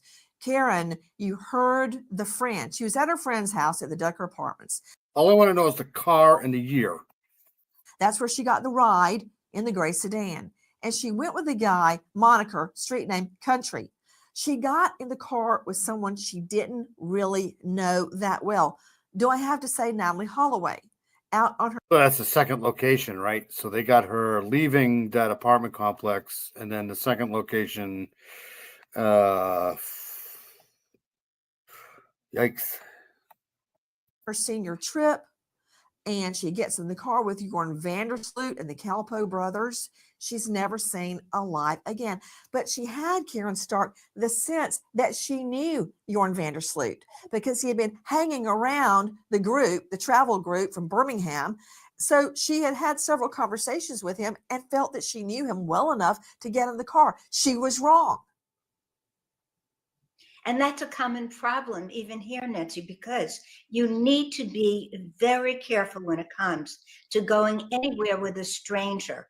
And especially in this day and age, you just never know who the other person is going to be. You get a false sense of, oh, he seems so nice, I know him. But really, don't do it. And that's an important warning for everyone who's listening to this. Where is Kelly? We're learning more from the Baytown police. Listen. Baytown detectives identified a residence where the registered owner of the phone that called Kaylee's mother resided. That person was identified as 55-year-old Kevin Patterson. Detectives discovered evidence linking Kaylee to that residence and learned that while at that residence, she had been assaulted by Mr. Flowers and taken from the residence. That from our friends at KPRC2 Houston. We're learning a lot, and we're learning that from Baytown police. They are redeeming themselves. We now know that Baytown detectives ID a residence from which the call was made. And I assume they did that, Brian Fitzgibbon, by pinging the call. Yes, no, because it was a cell phone. Correct.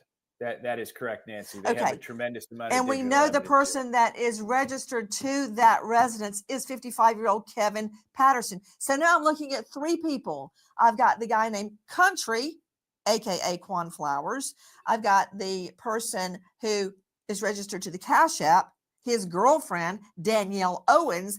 And now I've got a guy who allows this call to be made. So now I've got three people involved in this. You were just hearing the Baytown Assistant Chief Steve Doris speaking.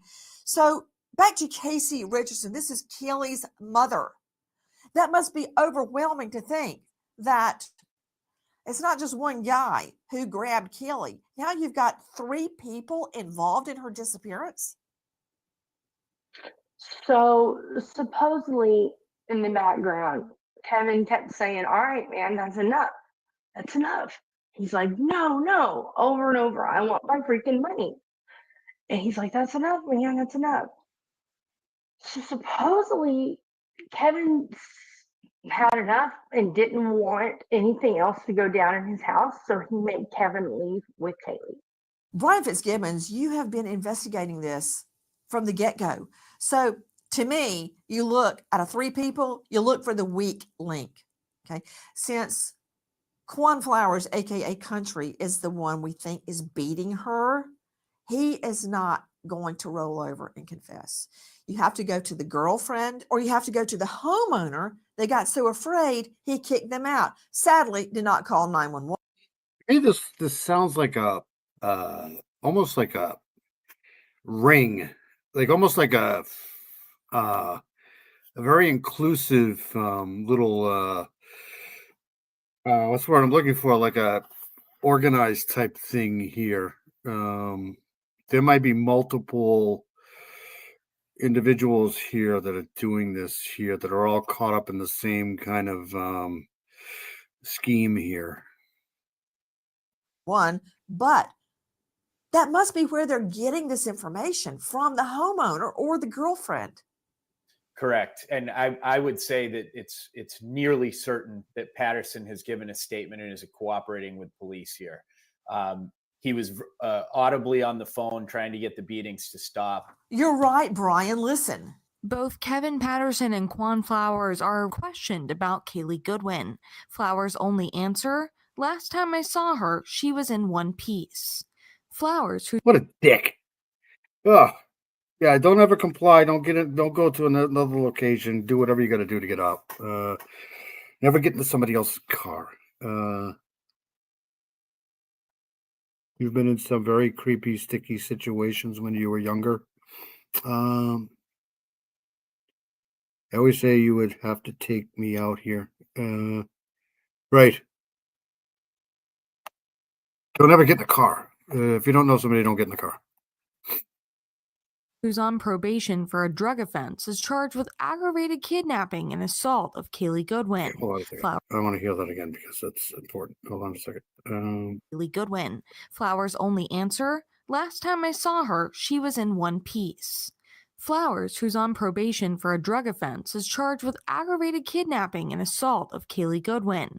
Flowers has a lengthy rap sheet in and out of state and was even charged with murder in South Carolina 20 years ago. Those charges were dropped. Okay, Brian Fitzgibbons, USPA. You didn't tell me that Flowers, aka Country, has a rap sheet as long as I-75. When you have a group of suspects, you look for the convicted felon. Tell me about this guy's rap sheet. Going back as far as 2004 in South Carolina, Flowers was arrested and charged with murder. He's got a long list of violent crimes year after year, including animal cruelty charges in South Carolina as well, armed robbery. And then most recently, right now, he is incarcerated and charged with the murder of 24-year-old Megan Rouse in Houston, Texas. Okay, wait a minute. Speaking of Megan Rouse, now we have a very grim connection with this guy who we believe is the one beating Kelly. A similar transaction. I'll have to look him up on my case.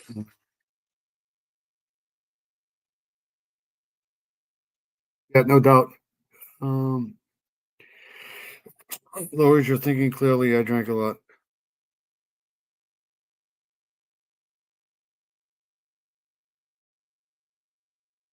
No, I know that. Yeah, absolutely.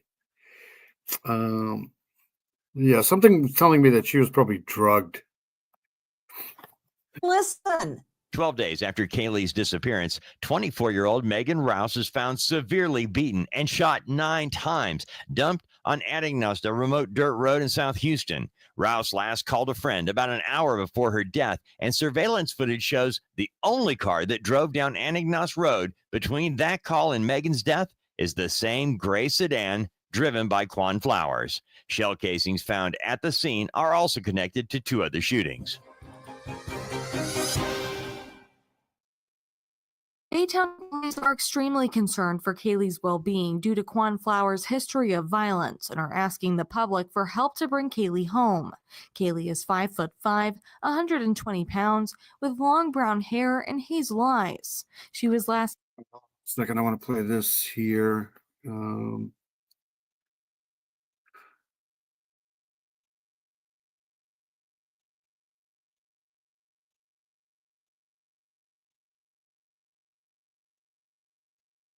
So this is kind of from KHOU. Megan Rouse was found unalive 12 days after Kaylee Goodwin disappeared. Both cases are tied to suspect Quan Flowers. So this is the other one.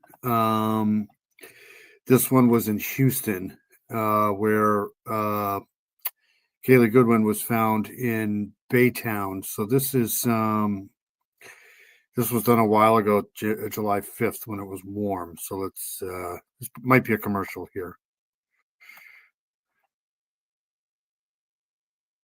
Yep.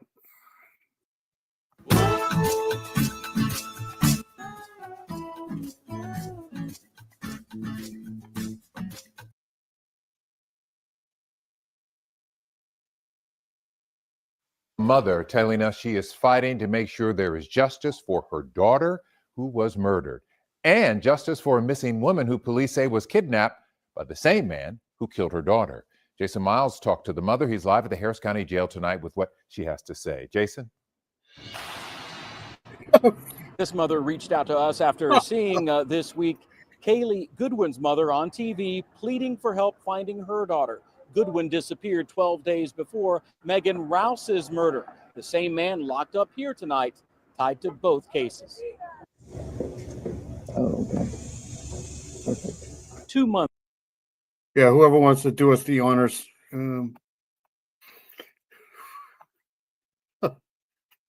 I know I've felt invincible and don't even worry, to be honest. Yeah, when you're younger, it's we used to thumb all over the place. You weren't getting anywhere unless you thumbed. All right, let's go back to this here. Months after 24-year-old Megan Rouse was laid to rest. That's her program. It's no easier for mother Donna Shaw to discuss her death. Because she's gone. She's Oh my God. She's missing. You know, she's not missing, but she's missing from the family. The fourth of 5 daughters was found dead May 3rd along a secluded street in South Houston, beaten and shot multiple times. You know, did she call out for me? Did she call out for her dad? So that's that's not good news because she was BEATEN too. So times. You know, did she call out for me? Did she call out for her dad? I think about her, just laying there. Shaw considered Megan a butterfly who kind of fluttered through life, but has no idea how she ever encountered the man accused of killing her. 39-year-old Quan Flowers, seen here during a recent court appearance. The same suspect now accused of kidnapping 29-year-old Kaylee Goodwin of Baytown, who remains missing. Police say she was last seen April 21st, leaving this apartment complex with Flowers in his girlfriend's car. Goodwin's mother later got a call demanding money for her return as she cried out. Are you okay, Miranda? Or are you just tired? I hope you're well too. That's what you're consistently asking yourself, that not knowing exactly. Yeah, it sucks. It's just you just, like I said, you just want to freaking help people. That's all you want to do.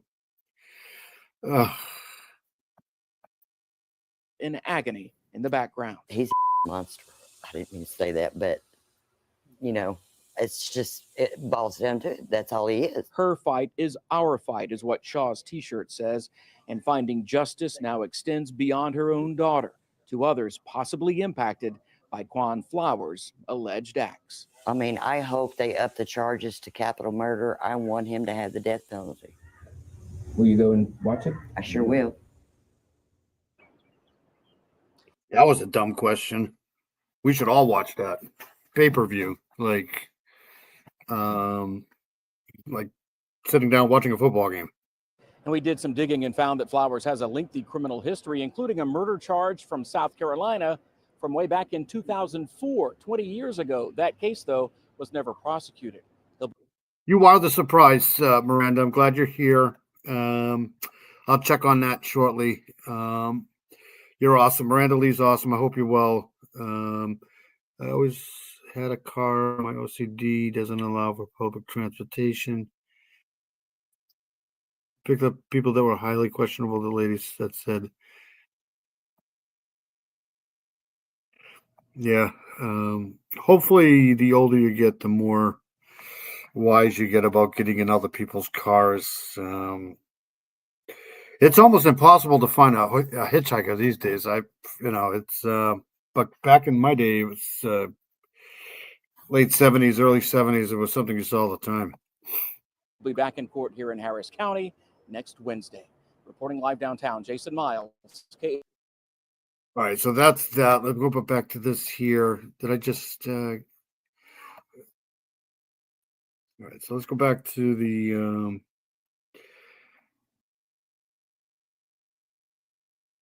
This.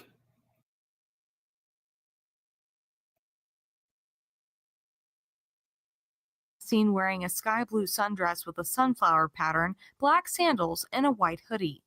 To Kelly's mother, Casey Richardson, joining us, did you ever, in your wildest imagination, think that you would be... Okay, good. I'm glad you're just tired.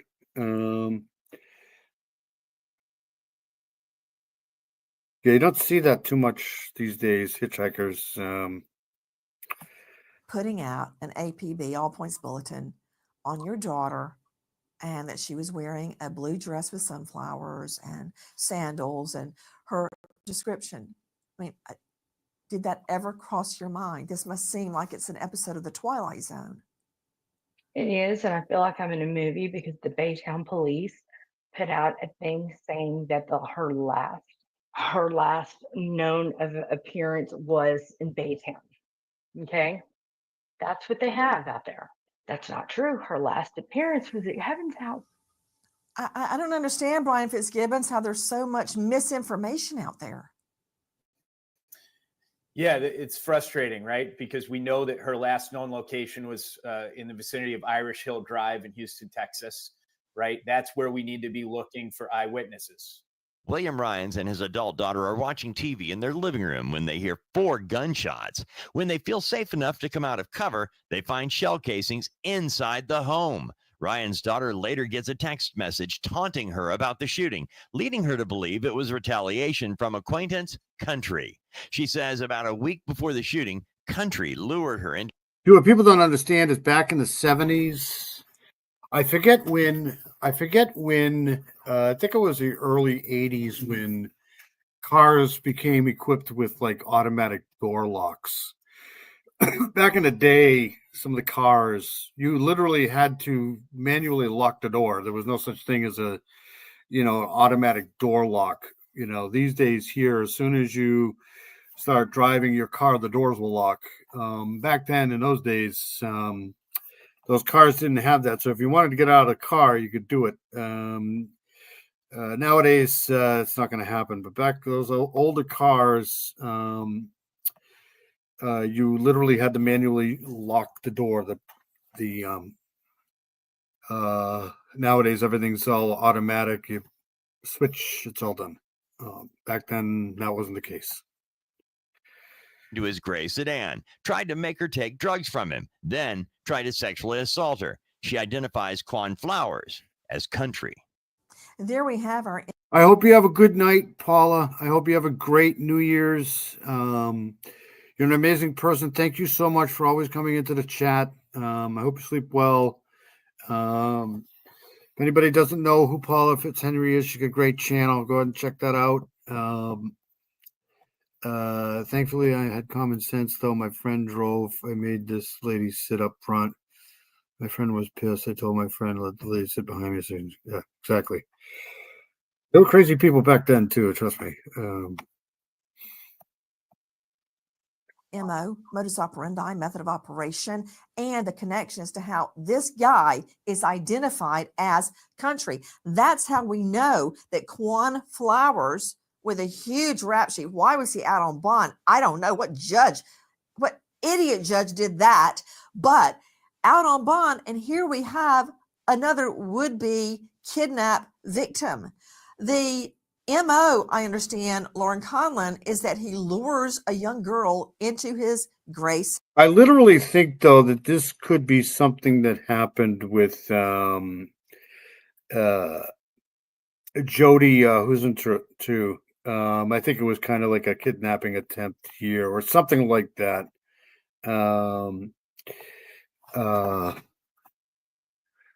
That's my opinion on that. Sedan, with the promise of, in that case, he tried to get her to take drugs and then tried to rape her. I'm not sure how he lures the person in the car. I think in Kelly's. Thank you, Southern Gal. Yeah, this dude is not good. I'm telling you, they need to get stricter penalties on people like this. They can't keep slapping these people on the wrist and expecting them to just get out into the society and be good people. It's just not going to happen. It's just, thank you, Miranda. These people are bad dudes. This is just bad. They shouldn't be out in public society. It's just not a good idea. Case, he met her, seemed like a good guy, and offered her a ride to where she wanted to go. But now we've got this woman as an MO witness, and we have Megan dead as a similar transaction. Yes, this is allegedly a very, very dangerous man. And not only that, Nancy, when investigators zeroed in on Country or Quan Flowers, they actually saw a gun, a picture of a gun on his cell phone that matched the shell casings in all of the events, the shooting of the young woman and also Megan Rouse. Yeah, I know he wasn't well. Sorry, kitty cat. Yeah, he. I did not know he passed away, though. I don't think he did it. That's just my opinion. But he could have. We'll never know now. But I knew he wasn't well. That's why they were trying to see if they could get a grand jury together to if they could get him into court. But Brian Fitzgibbons, we have two believed accomplices: the owner of the home where the call was made, the girlfriend, Danielle Owens, and now Flowers. But when he yeah, that's what I think. In this case here, similar cases like this, there's always there's always an accomplice, somebody that kind of lures the person there, whether or not she kind of disguises the guy as her father and she invites the person over, something like that. There's an accomplice. I think that's what's going on here with this. It's just my opinion, I guess. I don't know. But I think this guy had help luring the person or people. was asked about Kelly, he gave a very nonchalant answer. She was in one piece last time I saw her. Yeah. Where do we go from here? I mean, think about it, Brian. A mom gets this call with her daughter being assaulted. We know he tried to rape another victim. We know he shot Megan, another victim. Where do we go from here? Yeah, and what I will say, Nancy, and we can't share all of this information, but Baytown PD is still executing search warrants as recently as 10 days ago for Kaylee's case. I want to say this so everybody can hear it. This is allegedly one of the more violent episodes of 30, 40 I do know one thing that once they do get involved, once law enforcement does get involved, they're not going to tell the parents a lot. They're not going to tell, they're not going to say a lot to anybody. And whether or not you like that or not, I don't think the family knows too much. But they dropped the ball on this early on, and let's hope they can, regress back to the beginning and try to figure out what happened here. But I don't think it's, good.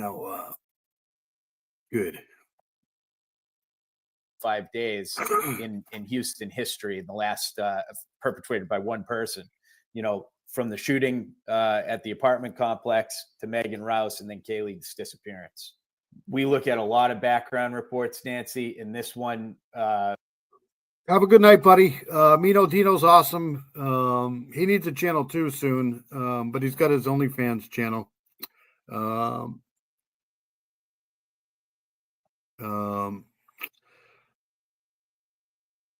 I think we all have done that. But I don't think it doesn't sound like these people went to this place knowing that they were going to meet this guy. It's just my opinion. Have a great New Year's, Dino. Dino's great. Dino's awesome. Has jumped off the page as one of the more shocking, and it's absolutely disturbing how badly the court system let Kaylee down and let her mother Casey down here. This man should have been behind bars long ago. I just don't understand. And of course, He was. They just let him out. Can all say woulda, coulda, shoulda, Brian Fitzgibbons, but letting a violent offender out on bond. The thing is that these questions are not going to solve anything, though. The question should be who did this, why did this, charging this person with this crime if he did it. Once you start going down these rabbit holes and stuff like that, it's not really helping the case out much. Find her, need to bring the people or the person or whoever's responsible for this up on charges and fry his ass. That's just me. That's with a murder charge to his credit. I just don't understand how any judge in his or her right mind could do such a thing. And then come along Kelly Goodwin, minding her own business, never hurt, wouldn't kill a fly, sweet, loving, trusting. It reminds me a great deal of Natalie Holloway. No reason to suspect anything evil at all. Had always just worshipped her mom. Just a beautiful girl. Case. This is awfully sad. It's just, unfortunately, this shit happens all the freaking time. Just too often. Unfortunately, it just sucks. See, what is your message tonight? So there's something else that has not been brought up. Within those 30 days, he also shot a man blank 7 times in the face with the same gun. And not only that, there's such thing as a clear alert. It was signed. I saw the sticker. Nobody's using the silver alert. And that's the ages between, we have 18 to the senior citizen. That whole alert thing, the whole thing is just, it just needs to be done. Period. There's so many cases. I'm with Arctic Fox on that, like Arctic True Fox. It's just the whole system just needs to be revamped. What's the worst can happen if you put it out anyways? Just do it. Just go ahead and do it. Just silver, gray, amber, whoever cares. Just whatever it is, just throw it out there. It's not going to hurt anybody. It's just do it. Citizens, okay? And that's whenever you know that there's some distress and you're supposed to put that up, the silver alert. So please tell me why I didn't get a detective for a week and a half after I did this missing report to call me in a weekend. That gives him 2 weeks to do whatever he feels with her remains or her body or herself. I don't know. I called. They always tell you the first 48 hours, 24 to 48 hours are the most crucial hours. It's just, you hear it so many times. They do the same thing in the Mara Murray case. They just refuse to do any searching. It needs to be changed. Something needs to be done. It's just, you hear about this shit all the time. It's not just this case. It happens all the time. Called anonymous and they were like, Kaylee, who? Well, do you have a number, a crime number, right? Yeah, they just need to fix that. The whole system is, I mean, it's a good system. It's a good thing. It's just, I don't understand why the drawback to just doing it anyways. I mean, I don't care if the parameters are there, just do it anyways. Just, I mean, it's just ridiculous. It's something that I don't understand. I don't understand that. And I was like, no, ma'am, I just heard that I need to call this number. And they were like, well, you're going to have to call back during order Monday to Friday business hours and find. You gotta be fucking kidding me. You just, oh my God, this is just getting worse and worse and worse. It's so awful. These poor people. Oh my God. Oh. Detective talk to. Here is the correct tip line number 786-5. Okay, so I got this floating across the bottom of the screen here. If anybody's got any information on this, this is just it's discomforting when you hear this stuff. It just all right, I'm gonna share a couple more things, and I'm gonna get out of here myself. I'll try to keep updated on that. That case makes me angry. They take tips from Delphi, absolutely. It's just they didn't do an Amber Alert in that case either. They didn't bring dogs in. Some departments are better than others, there's no doubt. All right, so we're gonna go to this here too now. So they have, I don't know if you guys seen this here. They have a report that Cobra was being investigated for a second break-in. And this would fall in line with this guy being a budding serial killer here. But this is probably how he stalked these girls here. This is just my opinion. Let's play this here. So Brian Koberg investigated over home invasion before allegedly unaliving the Idaho 4. And this was done 2 days ago. It was reportedly investigated in connection with a home invasion case a year before the Idaho murders. And that would make sense. That there is somebody else out there committing these types of crimes. Could this create an alternative theory of the crime and raise reasonable doubt when it comes to Koberger himself? And it's possible if the evidence come in, but I don't think the evidence is going to come in, and this is why. The prosecution can introduce evidence of prior bad acts, and we know this is eerily similar for the reasons that you said. A break-in in a college town, in the middle of the night, ski mask, knife, someone who was silent. But that's not something the defense can do. The defense normally can't bring in evidence of other suspects and other crimes. So I expect the judge in this case, and the judge has been very cautious because we know it's a death penalty case and there's mandatory state and It's just a sad state of affairs. It just really is. It's just, that's not what we're paying them to do.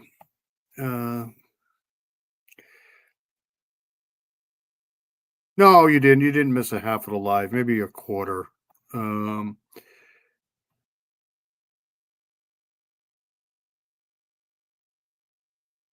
I've been on the legalized the. It's just ridiculous why it's not legal. All right, so this was January 3rd, 2020. I'm so sick and tired of seeing this guy's face. There's gonna be a plea deal in this thing, I think.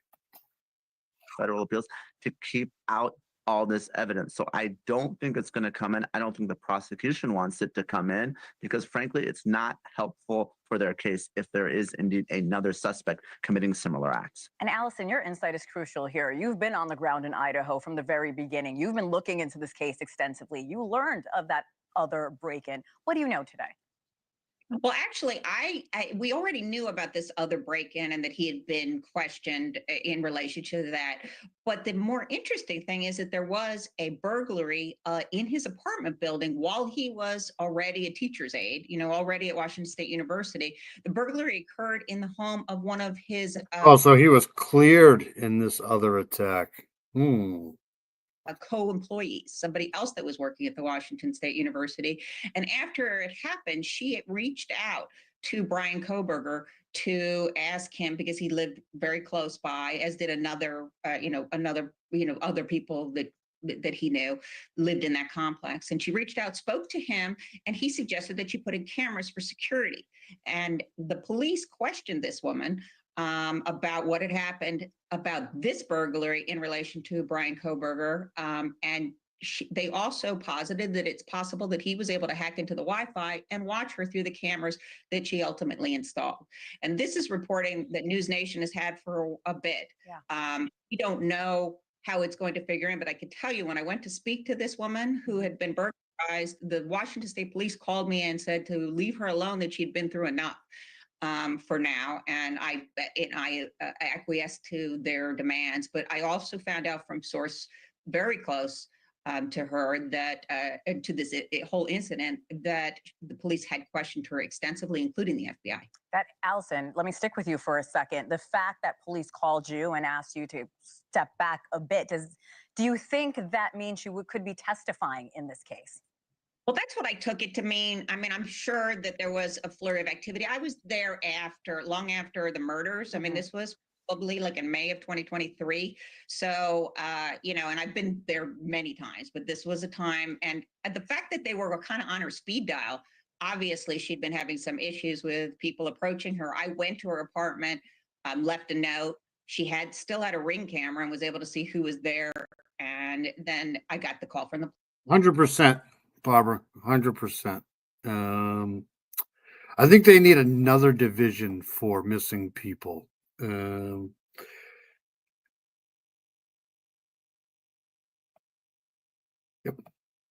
I agree.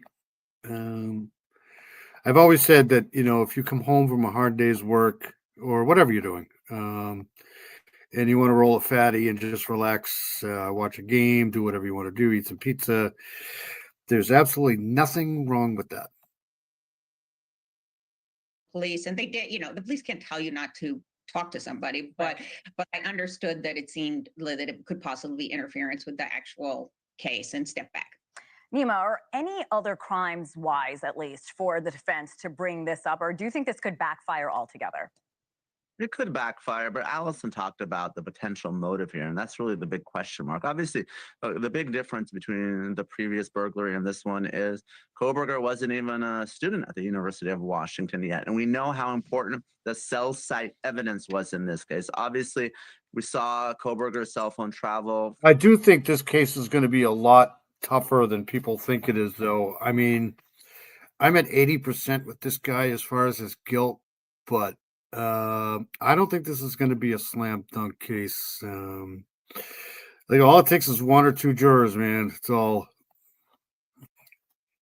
From Pullman into Idaho, not all the way to Moscow, but I'm sure that's something that the police ruled out. But the question that everyone has is, we know the motive isn't an element of the crime, but the jurors are going to want to know why someone did this. So I think Allison's reporting is spot on, and if that shows some sort of stalking or motivation, I think that would be helpful for the prosecution. But we also know there's a very, very broad gag order in this case. The witnesses, the parties, no one can talk about anything. So that may be the reason law enforcement had that conversation with Allison. Allison, like you mentioned, you've been there several times. You've talked to people on the ground. With this new information, do you think that could change Koberger, at least when it comes to the court of public opinion, what so many Americans may think about him currently after this murder or the quadruple murder? I mean, the burglary that I was talking about, or the one where he wasn't around and was cleared. I mean, I'm not sure. Really? Well, really, both of them. And now that These poor kids.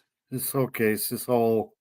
I mean, what a senseless loss of life here. These poor kids. They had so much of our future, man. It's just terrible. the jury is certainly going to hear about this new evidence that's come out, do you think that might change any preconceived notions they may have of this suspect?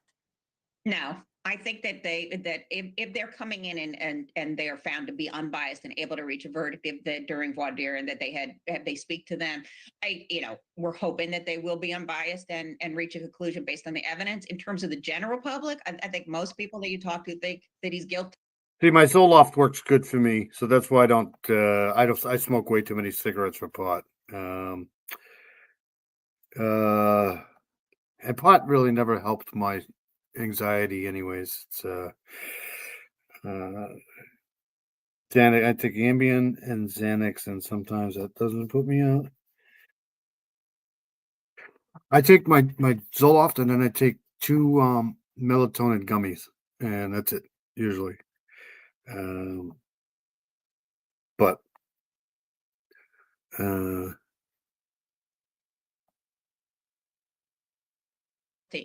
I mean, there's a small group of people that love people in prison that we've also reported on. Yes. So, but aside from that small group of people that seem to really enjoy, getting up close personal with somebody who may have killed 4 young people, most of the country, I would guess, and certainly most of my reporting has shown that everyone thinks he's guilty. Thanks so much for watching. Go to joinnn.com to find News Nation on your. all right, so I just want to play one more thing that I think people are gonna like, and then we'll get the hell out of here. Back out there and get back on the car. But anyways, we'll play this here. I saw this the other day, and I thought it was cool. So this is awesome. This is the joint efforts of Largo Police Department and the PCSO made sure the child got home quickly, safe and sound. So anyways, the K9 finds a missing child within 20 minutes.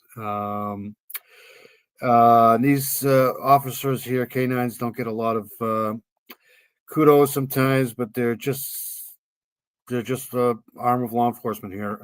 Pinellas County Deputy Brennan Wade was able to find a missing 7-year-old within 20 minutes with the help of his canine partner, Duke.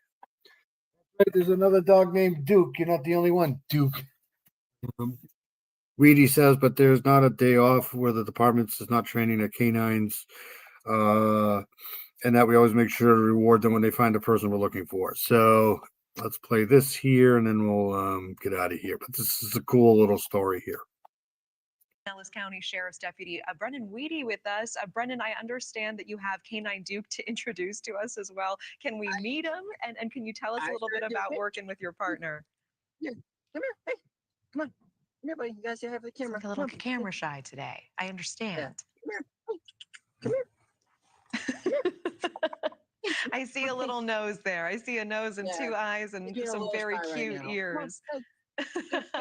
That's wonderful. There you go. Oh, hello. Hello. Tell me a little bit about working with your partner here. So I've been working with K9 Duke for about a year.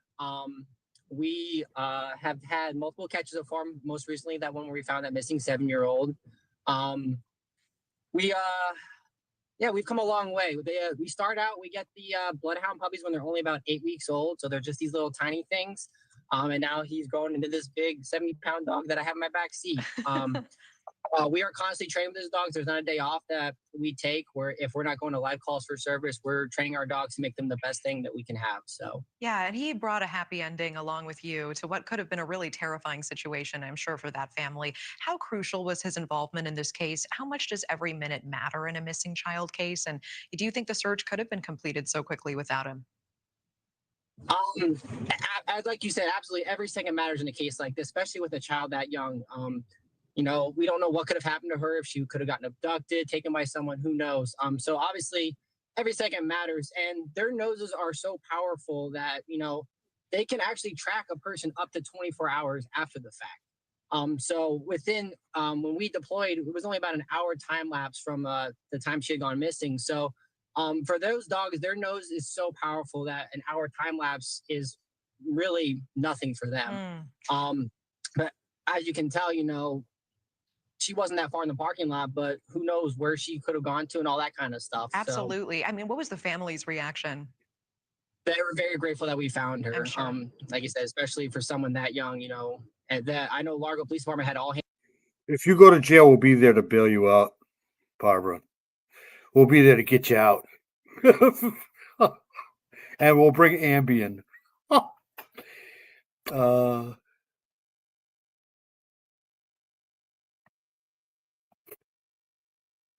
Hands on deck when they first initially got the call, because they didn't know what had happened, everything like that, and we don't obviously want to assume the worst, but that's luckily why we have bloodhounds that are able to track people like this. And very quickly, Deputy, does Duke know that he did a good job? Oh yes, he did. As you can, I'm sure in the video you heard his little happy howl at the end when we found her.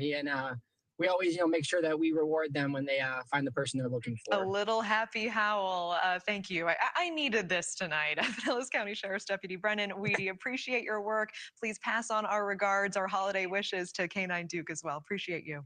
Thanks for watching. Go to I thought people would find that a little bit interesting. It's canines do a lot of help for law enforcement, and it's always good to hear a story like that. It's awesome they found the missing child in 20 minutes. That's what we need. All right, so I'm going to get the hell out of here. I just want to thank everybody for coming in. I got to go back out there and put this motor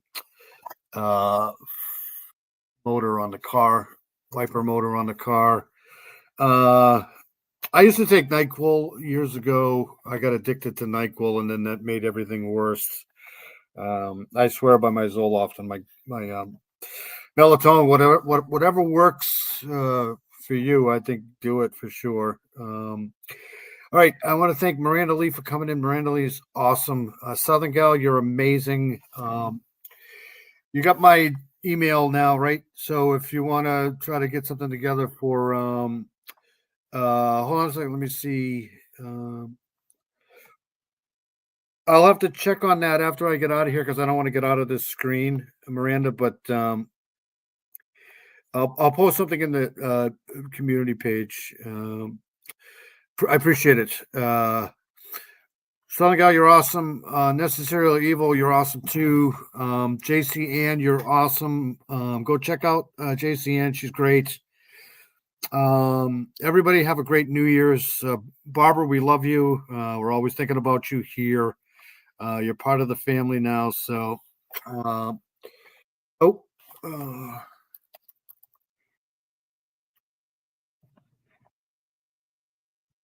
there, gmail.com. Sorry.